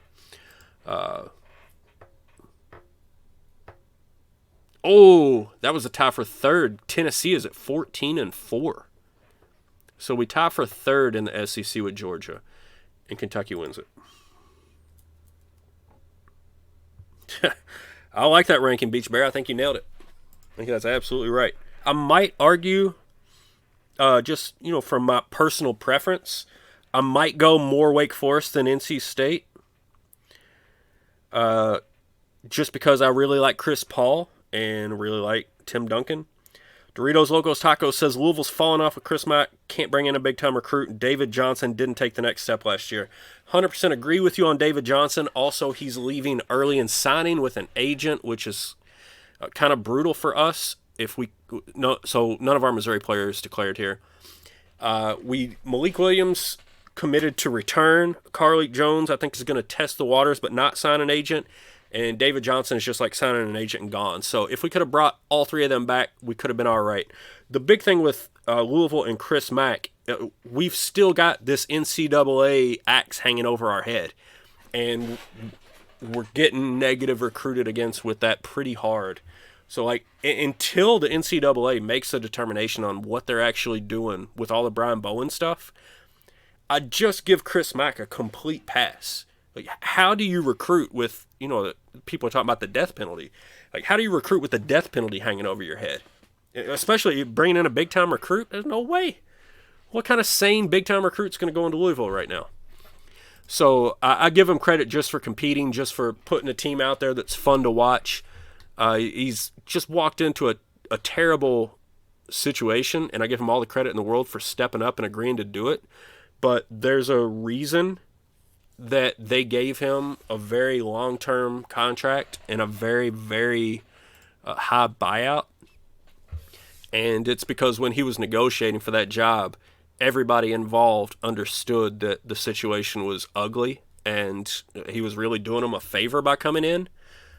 So there's a lot of people that want to give him heat right now, but he's really trying to do this with one arm tied behind his back. So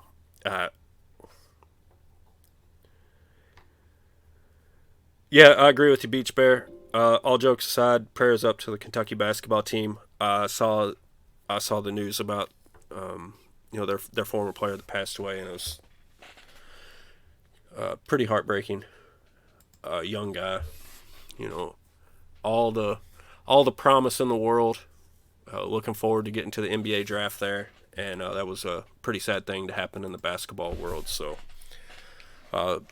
best wishes out there to all the Kentucky Wildcat fans who are dealing with that. So, back to the GM Games Twitch. Arkansas, Missouri, SEC tournament, neutral 4. Arkansas is a bad team. Missouri should be getting it together. Let's get it. Let's get it going. The Tigers and the Razorbacks on the hardwood, and Missouri takes it home. So for the first time, we're actually advancing in the SEC tournament. So that's the good news. The bad news is now we got to play those Kentucky Wildcats. So we just tried to have a human moment, try to be decent, and now here they come, wanting to beat us up again. Do y'all not remember what happened when you came into the zoo? Because we sent you packing.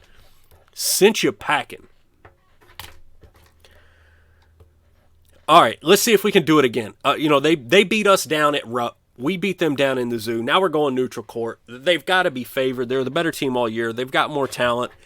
But, we got Coach Cards over here. So let's see if we can make it happen. Let's get in an SEC championship game, baby. Let's go, Missouri. Let's do it. Let's do it. Oh, nah. Kentucky took care of business. They were the better team. That's fine. I get it. But we tried. That's a daggone good season, guys. And, a 4 seed just seems like it's crying out for us, right? I think we're a 4.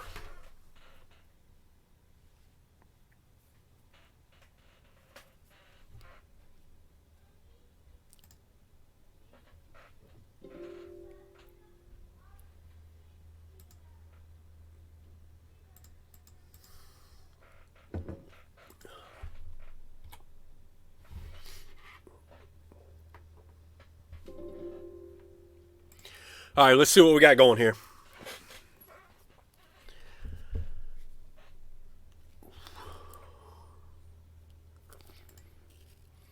All right, little playing game action here in Dayton.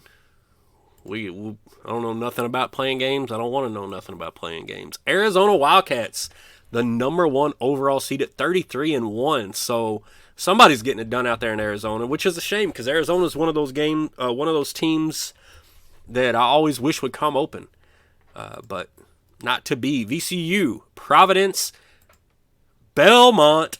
Wow, Belmont with the 4 seed, 27-7. The Belmont Bruins. There's Duke a 5, Michigan a 6, Louisville a 7. So they're turning it around here. And there's Chris Mack's other team, the Xavier Musketeers, 22-11. They grabbed the 9 seed in Buffalo. Moving on to Minneapolis, where Texas is a 1 seed. They're 30-2, and they're bringing in that power forward that they keep on talking about in chat, who was averaged like 30 and 22 in high school. So Texas already getting it done, and getting it done on the recruiting trail as well. So going to be a real problem this year and next year at the very least. Next game, Illinois a 2. So I feel less bad about them beating us back-to-back now. Seton Hall, there's Notre Dame a 4, Stanford a 5, Minnesota, there's Mississippi State a 7. We were much better than Mississippi State throughout the entirety of the year. There's Kentucky grabbing themselves a 1 seed in Tampa, Virginia a 2, Utah State, and there we go. The Missouri Tigers, baby, grab that 4 seed just like we said. I called it a while ago. Beach Bears calling it. Everybody's calling it.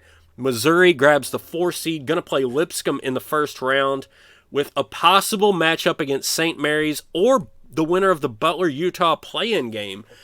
All of those would be very interesting second-round opponents. But first we're going to have to deal with Lipscomb. Oregon, Oklahoma, Nova, Wisconsin the 1 in the West in Albuquerque, Wichita State, Kansas a 3. Those Georgia Bulldogs grab the other 4. Georgia Tech a 5. Memphis, Clemson, UConn, Northwestern. That is your NCAA tournament. So we shouldn't have anything to set up with regard to depth chart. We're looking good. Let's roll into this, see if we can get past Lipscomb, and then, you got to get past that first round opponent, and then we just start rolling the dice and see what happens. We could make another Sweet 16 run. Nothing says we have to get out of the first round. Nothing's guaranteed. Yeah, you would think we'd have to get past Kentucky, but I've seen stranger things happen. What I know for a fact we got to get past is Lipscomb. So let's deal with that first. So here we go, the 4-13 matchup. You don't want to be the loser of that 4-13 game.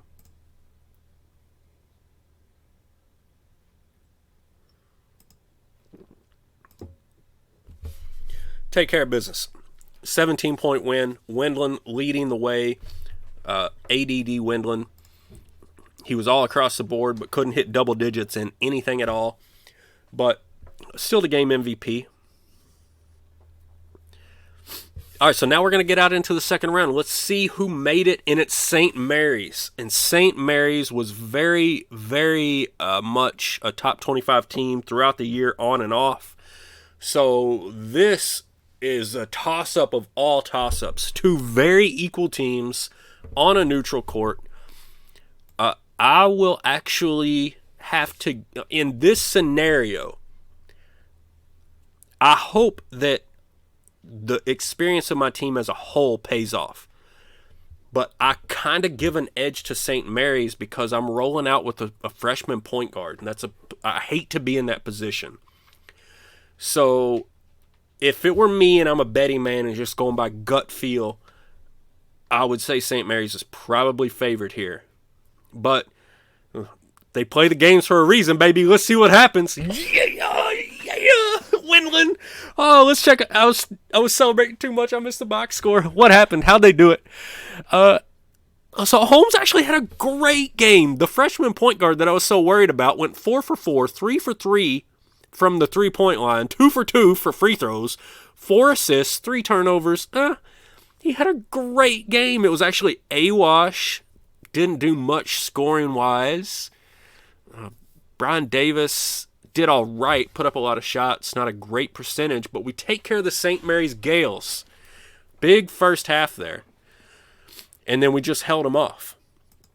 So, guys, second year in a row, we're headed to the Sweet 16, baby. Sweet 16.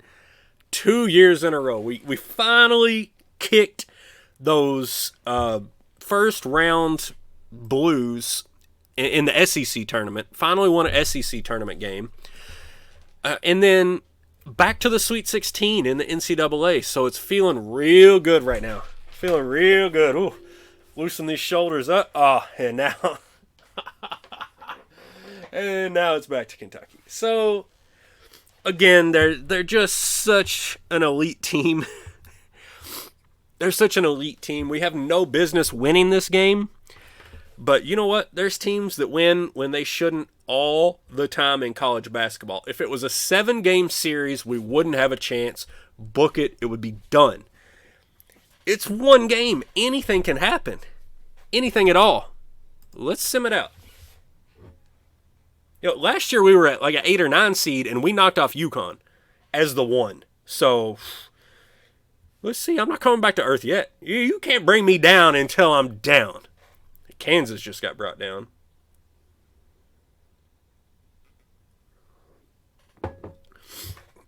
Tigers and the Wildcats. Let's see if I got another upset in me. We knocked them off at the zoo. We knocked them off. I've got Kentucky a couple of times when I probably shouldn't have. Let's see if we can be that thorn in the side one more time and crash this Elite Eight party. The Missouri Tigers and the Kentucky Wildcats in the Sweet 16 NCAA tournament action. 8 points. That was very respectable. Second straight Sweet 16, 8-point game. And kind of what we did to St. Mary's. They pulled away in the first half and then just held us off. Brian Davis went off. They just beat us. They were just a better team. I don't know what to say. Look at Boyd. 11 of 21, 5 of 9 for 3, 36 points. Ronald Boyd. 10 scoring, 7 inside, 9 outside. The freshman guard got the bucket getter, the playmaker. This guy, he's probably the number 1 overall pick. If not, he's top 5. But you just can't beat talent. So another Sweet 16 run, but pretty good. We're obviously moving this team in the right direction. That's back-to-back. That's building consistency. Hopefully it's building prestige still. I don't know. We may stay around the same, but I think we could slide up a little bit with that performance. But we've definitely got an interesting little offseason coming here. So we can't even really be disappointed about it.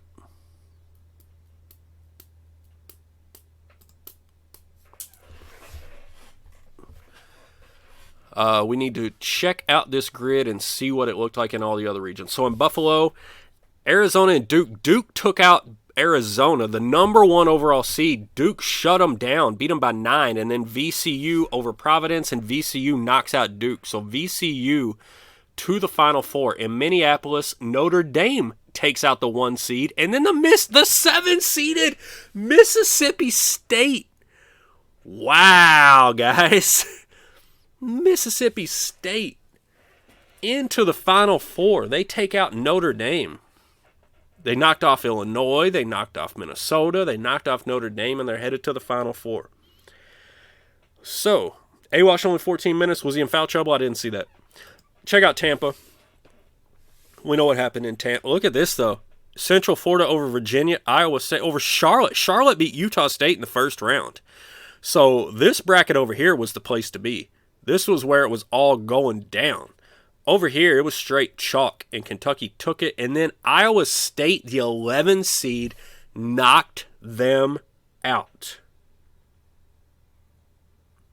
Kentucky's out. We gave them our best shot, couldn't do it. Iowa State, Kentucky gave it to us 79-71. Iowa State gave it right back to them. Who was the guy, Chris, from the CBGM stream last night from Iowa State? Like, did they import him into this game to do that to Kentucky? Get knocked out by an 11 seed. And this right here is the downside to living and dying by those one and dones, because they're not consistent enough. You need 3 of them, in my opinion. 2 of them's great. 3 of them, you're always going to have at least one of them who's on. But those freshmen are so inconsistent. They can take you a long way, and then they do this to you against an 11 seed in the Elite Eight. And out in Albuquerque, Wisconsin took it. It's all chalk. 1, 2, 3, 4, 1/2, Wisconsin. Nothing interesting there. So we do have a representative from the SEC in the Final Four. It's not the one that we thought, though. The Mississippi State team is there. The Kentucky Wildcats are sitting at home, scratching their butts, fishing, playing PlayStation, whatever. They're gone. So we got Wisconsin as the only one seed left. Then we've got a 2, a 7, and an 11. Interesting Final Four. Let's see what happens. Yeah, Keaton Williams. Keaton Williams had to be out there on the court, right? There's no way around that. What kind of job opening would it take for me to leave? Kansas, Michigan State, Arizona, North Carolina.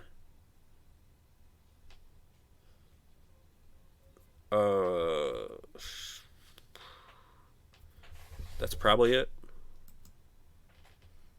I don't know. I'm sure something will pop up that catches my interest. I always got a wondering eye. There's only... Because the problem is, right, like, this game's going to be the featured game for, like, 9 more months. Oh, so VCU... Iowa State knocked off Wisconsin. I forgot to go back to the thing. Iowa State knocked off Wisconsin, guys. We got a 2 versus an 11 seed. Iowa State. Keaton Williams has got to be on this team. He's got to be on this team. We'll see who wins it. It's Monday. It's championship day. The Rams and the Cyclones. The Rams take care of business. So the Cyclones, Cinderella, they made it all the way to 12:01, but that glass slipper finally broke or fell off or whatever. They turned back into a pumpkin, and VCU beat them by 14. But the Rams win the championship. What a game. That's really, really cool to see. Check out these awards. We thought there were going to be interesting offers coming in last year, but this year, VCU and Texas all over this. Mike Blanchard and John Ezell. Mike Rhodes for VCU. First team All-American. Should be more of the same. Going to add in Mark McFadden. I think we recruited him. Obviously, Ronald Boyd from Kentucky. Mike Blanchard from Texas. So Mike Blanchard took every award, and my guess is next year that next freshman from Texas is going to take every award. So interesting to see there.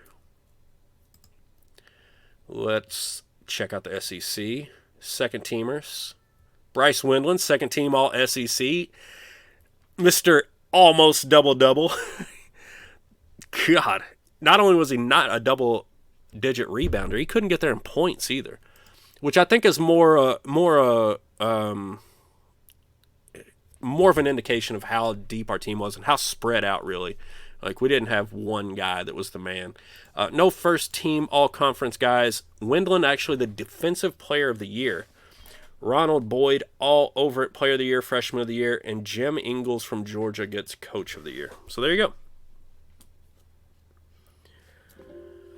Quite the season.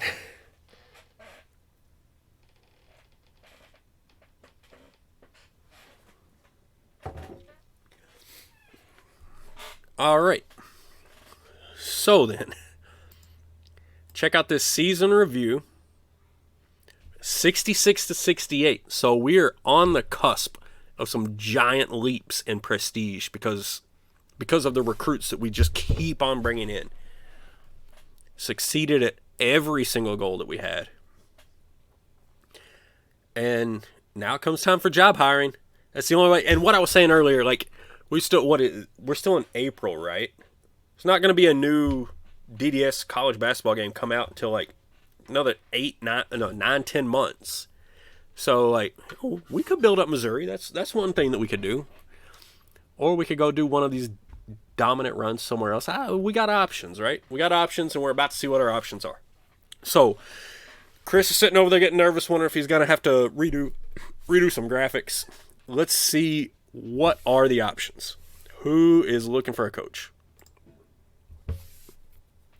Michigan State right there.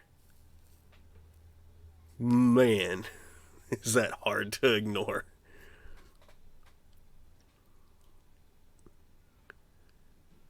That's hard to ignore, guys.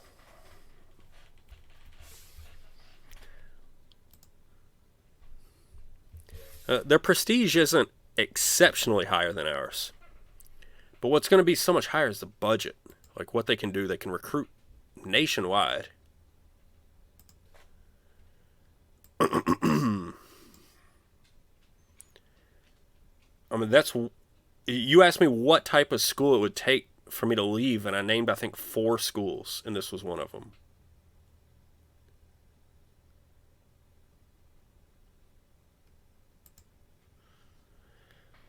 $493,000 budget.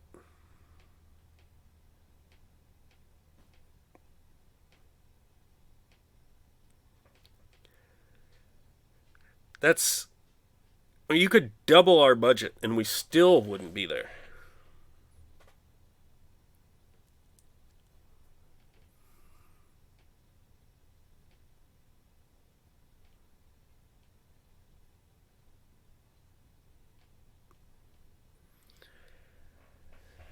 Man, this is a really, really exceptionally hard job to pass up.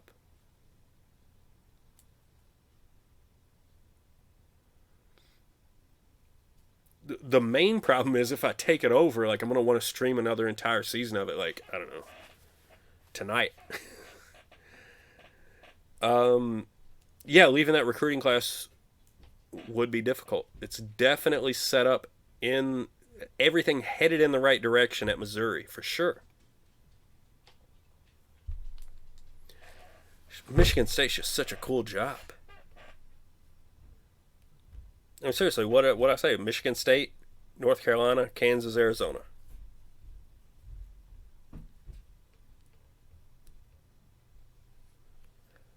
Oh, man. You can say the recruiting class is too much. At a school like Michigan State, you can bring that recruiting class in without even thinking about it. It was a struggle to get there with Missouri.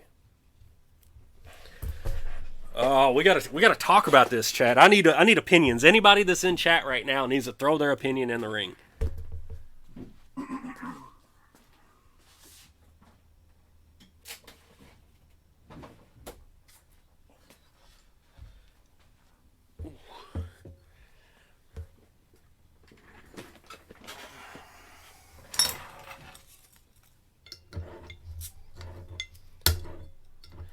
And Breeze was asking earlier if we're going to bring in Magic Johnson. I mean, if we're at Michigan State, I think bringing in another Magic Johnson helps, right? I think it helps.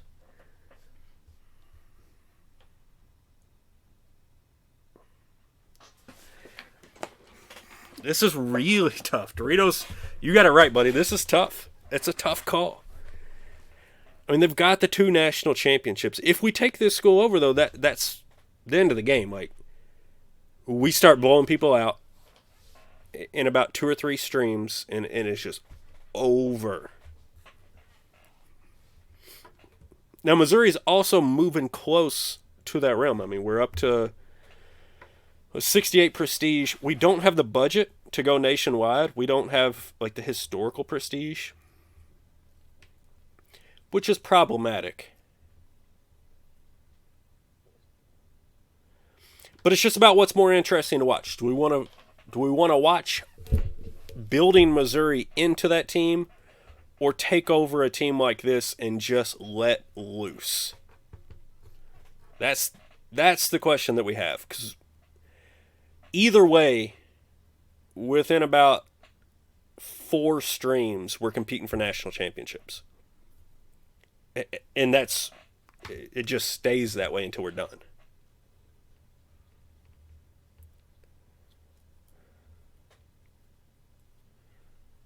Chris hates MSU.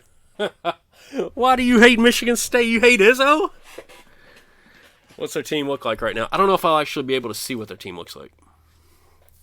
Yeah, I haven't recruited them, or I haven't scouted them, rather. So I can't actually see that information.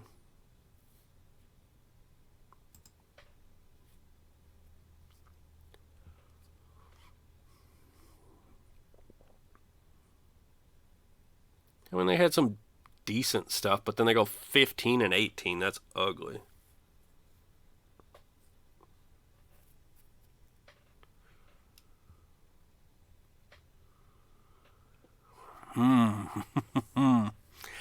They would have to give us this decision right now, right?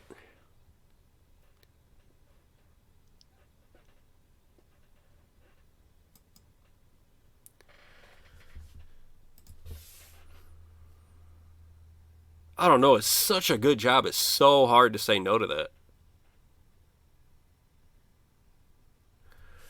Chris says, who is Dwayne? Chris Creighton's available also. I mean, something to think about.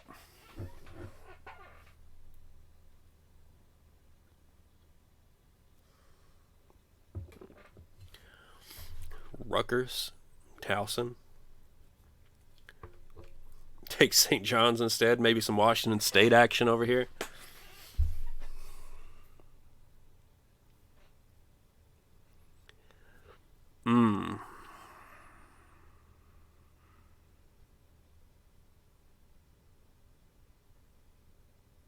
And I don't know. I'm stuck on this one.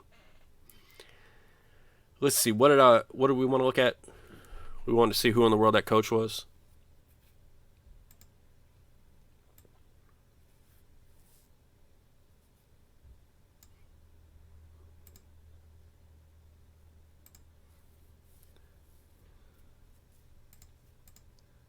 Can't see it from there.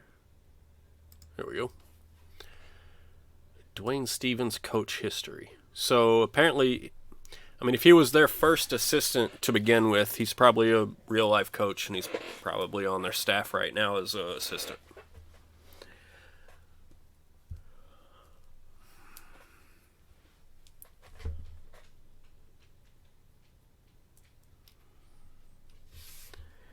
I don't know.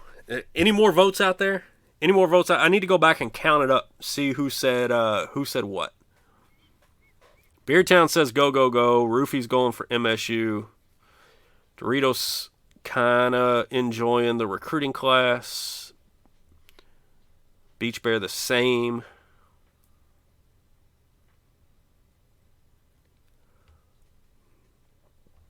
And Chris hates MSU.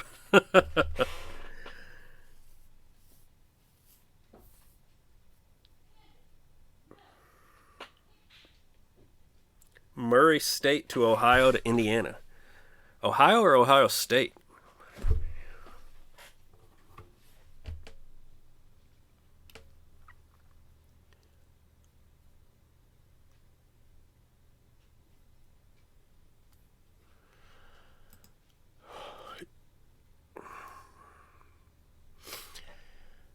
You know, here's the thing that really gets me. If I could go in,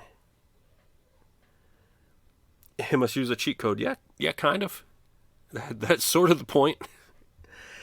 If I could go in and like be guaranteed even a like $300,000 budget, something reasonable with Missouri, like I would go for it, no question.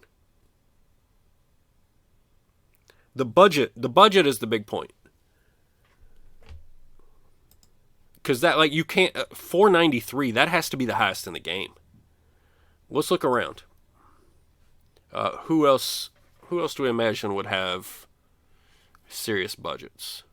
Nothing in the Big East is going to compete with that. Kansas, 504.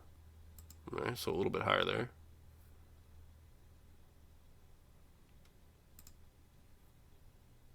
Duke at 540. Holy cow.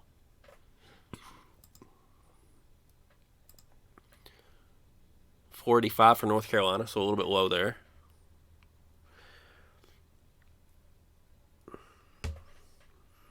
Oh,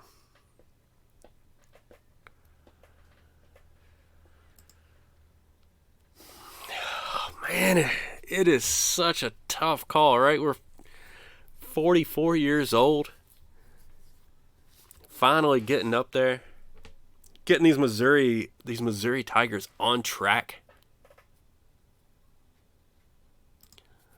Let's take another look at the dashboard. See what we got here.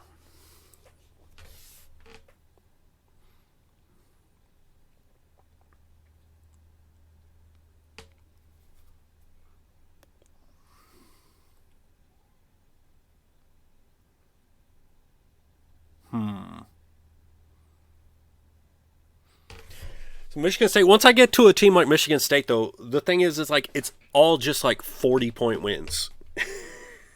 And we like stroll along with 40-point wins. Man, as much as I would love to go there, the budget would be great to have. Part of me feels like Missouri is more interesting to watch. Like, we can watch these guys develop. We can watch this recruiting class come in. We still got to struggle for budget and grind that out. If I go to Michigan State, it's like 3 seasons and it's just over. We're beating every single team by 40, and at that point, we're just seeing how many championships we can get, and if we can get an undefeated season. Like, those are the only 2 things to even look for there. At least here, like, we get another like 5 to 10 streams of building into that before we eventually get. We'll eventually get the Missouri Tigers there too. We'll get them to the same place. We just get a better journey, right? We're building this Missouri Tiger team, baby. We really, really appreciate the interest. We came ever so close to accepting that offer to Michigan State, but we are sticking to Missouri.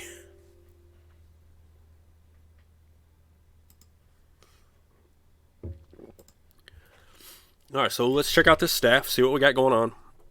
Lost our second assistant, 3 years, so we just need ourselves a practice coach. How much can we spend? All right, so we figured we need at least, at the very least, $25,000 to recruit with.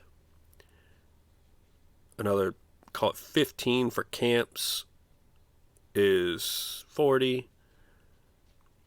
We need 70,000 at the very least. So we can go about 60,000 if we absolutely need to.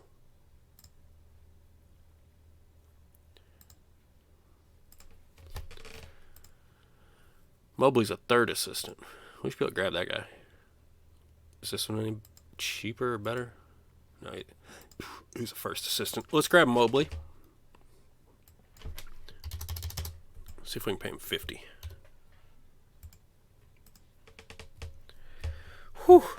That was the closest I ever come to swapping teams. And look, Kevin Willard going to Michigan State. Of course, Michigan State's got money to pay. But we grabbed our man Mobley. So we'll keep on moving in the right direction. Now, this is the kind of thing, if Michigan State comes in like, hey, we'll hire you, that ought to be the kind of thing you can take to the board and petition the board and be like, look, Michigan State wants us to go. So how about you increase our daggone budget? So let's hope that we get the budget increase here so that we can actually compete with the Michigan States, because we're sticking at Missouri. It's a better story. It's a more of a climb, more of an accomplishment, but we need some money or else we're going to get beat by these big schools over and over. Missouri thanks us. Yeah, look at that. Marcus Adams jumped up ahead of Bo Holmes there in the star rating. So we looked through that. I told you that I felt like they were much closer than the star rating was letting on, and now it wants to slide in the other direction a little bit. So can't say that I'm shocked. Really going to be missing Bryce Windland. Let's take a look here. Player stats. So career-wise, couldn't even get 1,000 points. That's over 800 rebounds. Not too shabby. Let's see, Brian Davis, did you get are you a 1,000-point scorer? Oh, Brian Davis came daggone close to 2,000 points in his time here with Missouri. Doug Kellum, almost 1,200. All right, so Windland, definitely not a scoring machine. He's probably leading school history in rebounding, but Brian Davis is a senior, so I mean, he was here, but he's almost to 2,000 points. So nice career. You can't ask anything more. Give us some money.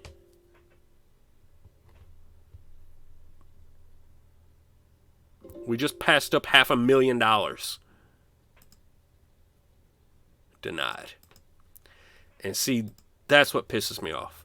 Here we are stuck at $230,000.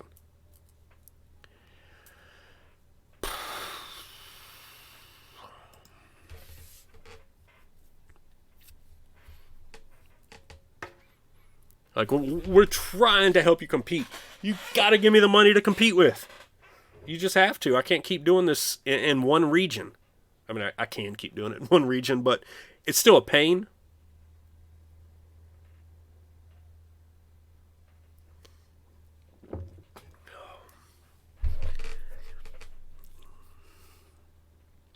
That's all right.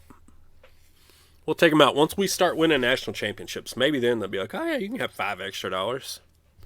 That's the thing that really pissed me off. One time I had something like this with like $228,000, and I petitioned for the budget increase. They're like, yeah, we'll increase your budget to $229,000.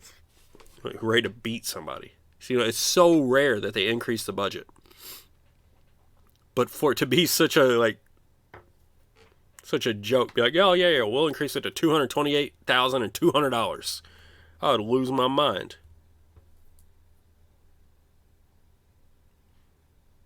Yeah, Chris did Long Beach State.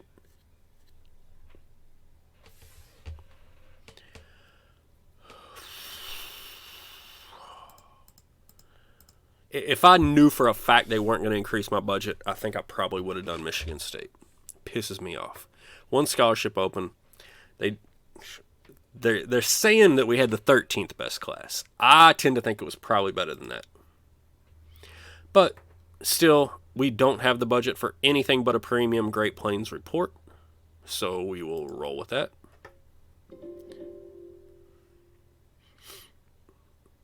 Yeah, I mean, we're making things better. It just, like, give me the money to actually compete, though. James Scott transferred. All good there. Do I actually have... I know Chris wants me to do some things, branch out, look at JUCOs, look at transfers. We do actually have a scholarship available. We've got an interested party. So Reggie Davis. First team all-conference Pac-12 last year. He was a top 100 recruit.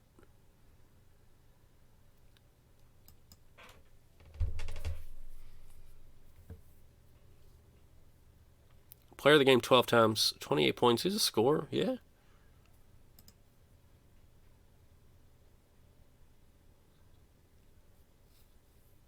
Not too shabby. Also got Raheem Lang. Nothing great there. Yeah, I mean, I don't think there's anything wrong offering this guy. Transferring out of Utah, 3.4 GPA. Let's contact him, offer him, see what happens, right? No, they didn't increase budget.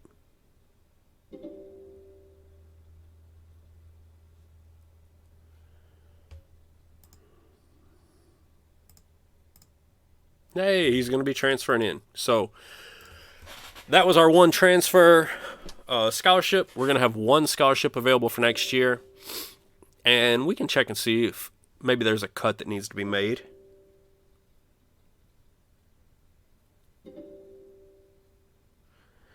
I do not have a spreadsheet with camp info. I've done it before for multiplayer leagues, but actually I had more of a paper towel I just wrote some stuff on. But no spreadsheets here on stream. What you see is what you get, basically.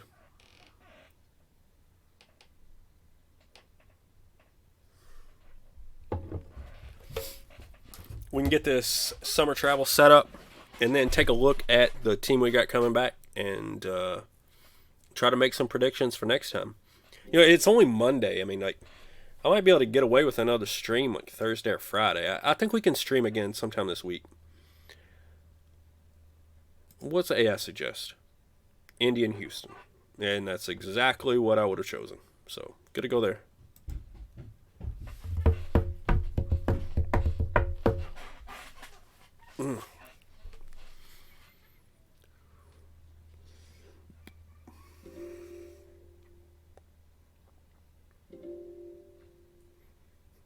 Cutting somebody on scholarship is going to drop the prestige a little bit, but you can overcome that with a good season.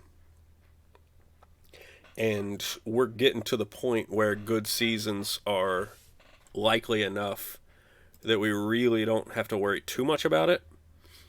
What we do want to check on here real quick is this pro draft. So we lost Windland, Davis, and Kellum. Windland might get drafted. The other ones I'm not so sure about.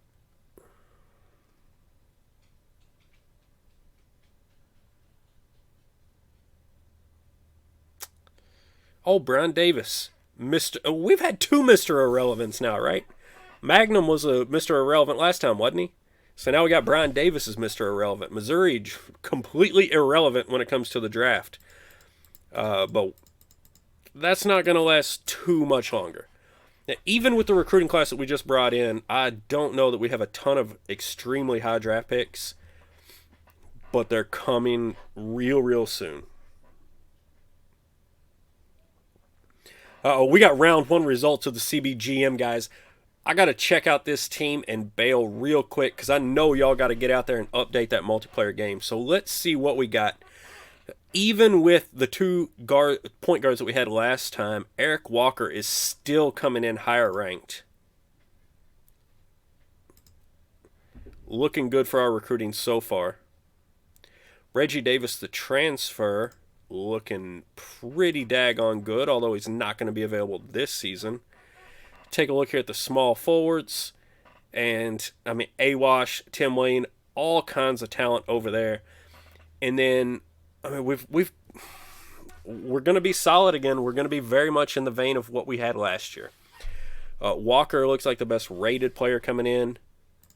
See if any of these guys have... well, let's just go through all of them. See if anybody has or has developed any attributes. That part's looking a little bit more iffy. I don't know if we have a single player with an attribute. So that could hold us back a little bit. But I think this can very much be a team probably takes a small step back, but has ridiculous potential. So much potential to grow just across the board.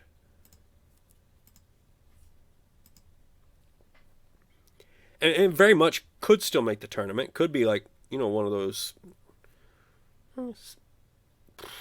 I don't know, 6-7 seed kind of team. Fights for a second rounder.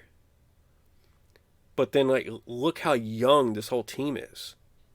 The only guy we're losing off scholarships, Ray Battier. Everybody else is coming back. Let's see who's interested. Like, what kind of players could we potentially bring in to add to this list with our one scholarship?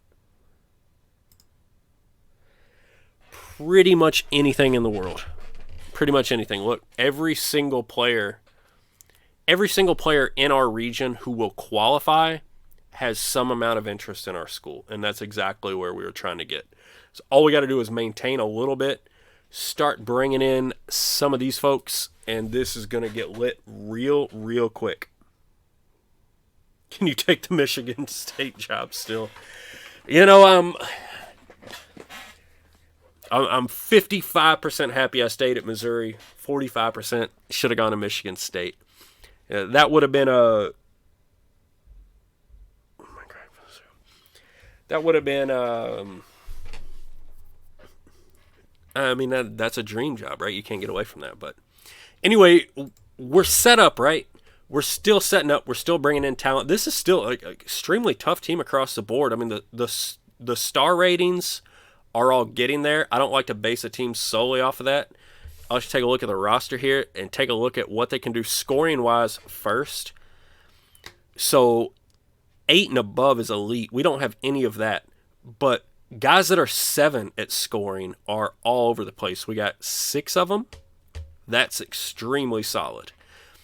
Defenders, Snyder's elite. I'm actually kind of surprised he doesn't have the badge. With his defense and rebounding that high, Snyder will probably start for us. Other than that, we've got a couple of 6s, here and there. So Polybank is a really decent inside scorer. I mean, I'd prefer 9s and 10s in this rating, and we don't have that. But I kind of feel like we go Snyder, Polybank, Awash, Adams, Holmes, Adams, Walker. I'm not sure at the guard. But I think Snyder, Polybank, Awash is pretty set in stone. And then we'll figure out what we're doing over here. Like, it's not Wilcox. Wilcox has been a huge, huge disappointment. And Davis is a redshirt, so it's got to be 2 out of these 3, and the other one's the backup. I mean, that's just a given.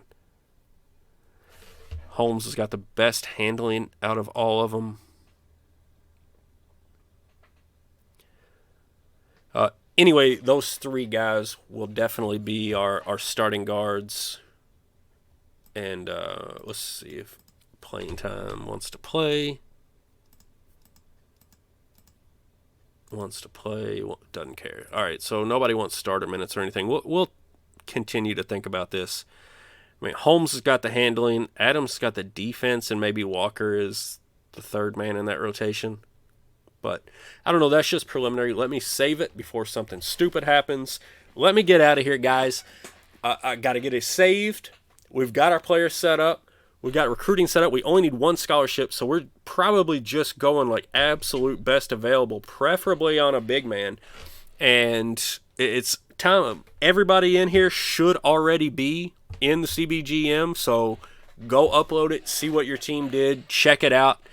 If you're just here for this stream and what we're doing here with the Missouri Tigers, appreciate having you. Hope you enjoyed it. Catch you next time. I don't know what you're doing not in the CBGM, but go apply. Go see how your teams did. Get out of here. Thanks for stopping by. I had an absolute blast. Hope you all did too. I'll catch you next time. Hopefully it's again sometime this week, but who knows? We'll just see when my kids go crazy and when they don't. But thank y'all. Had fun, and see you next time.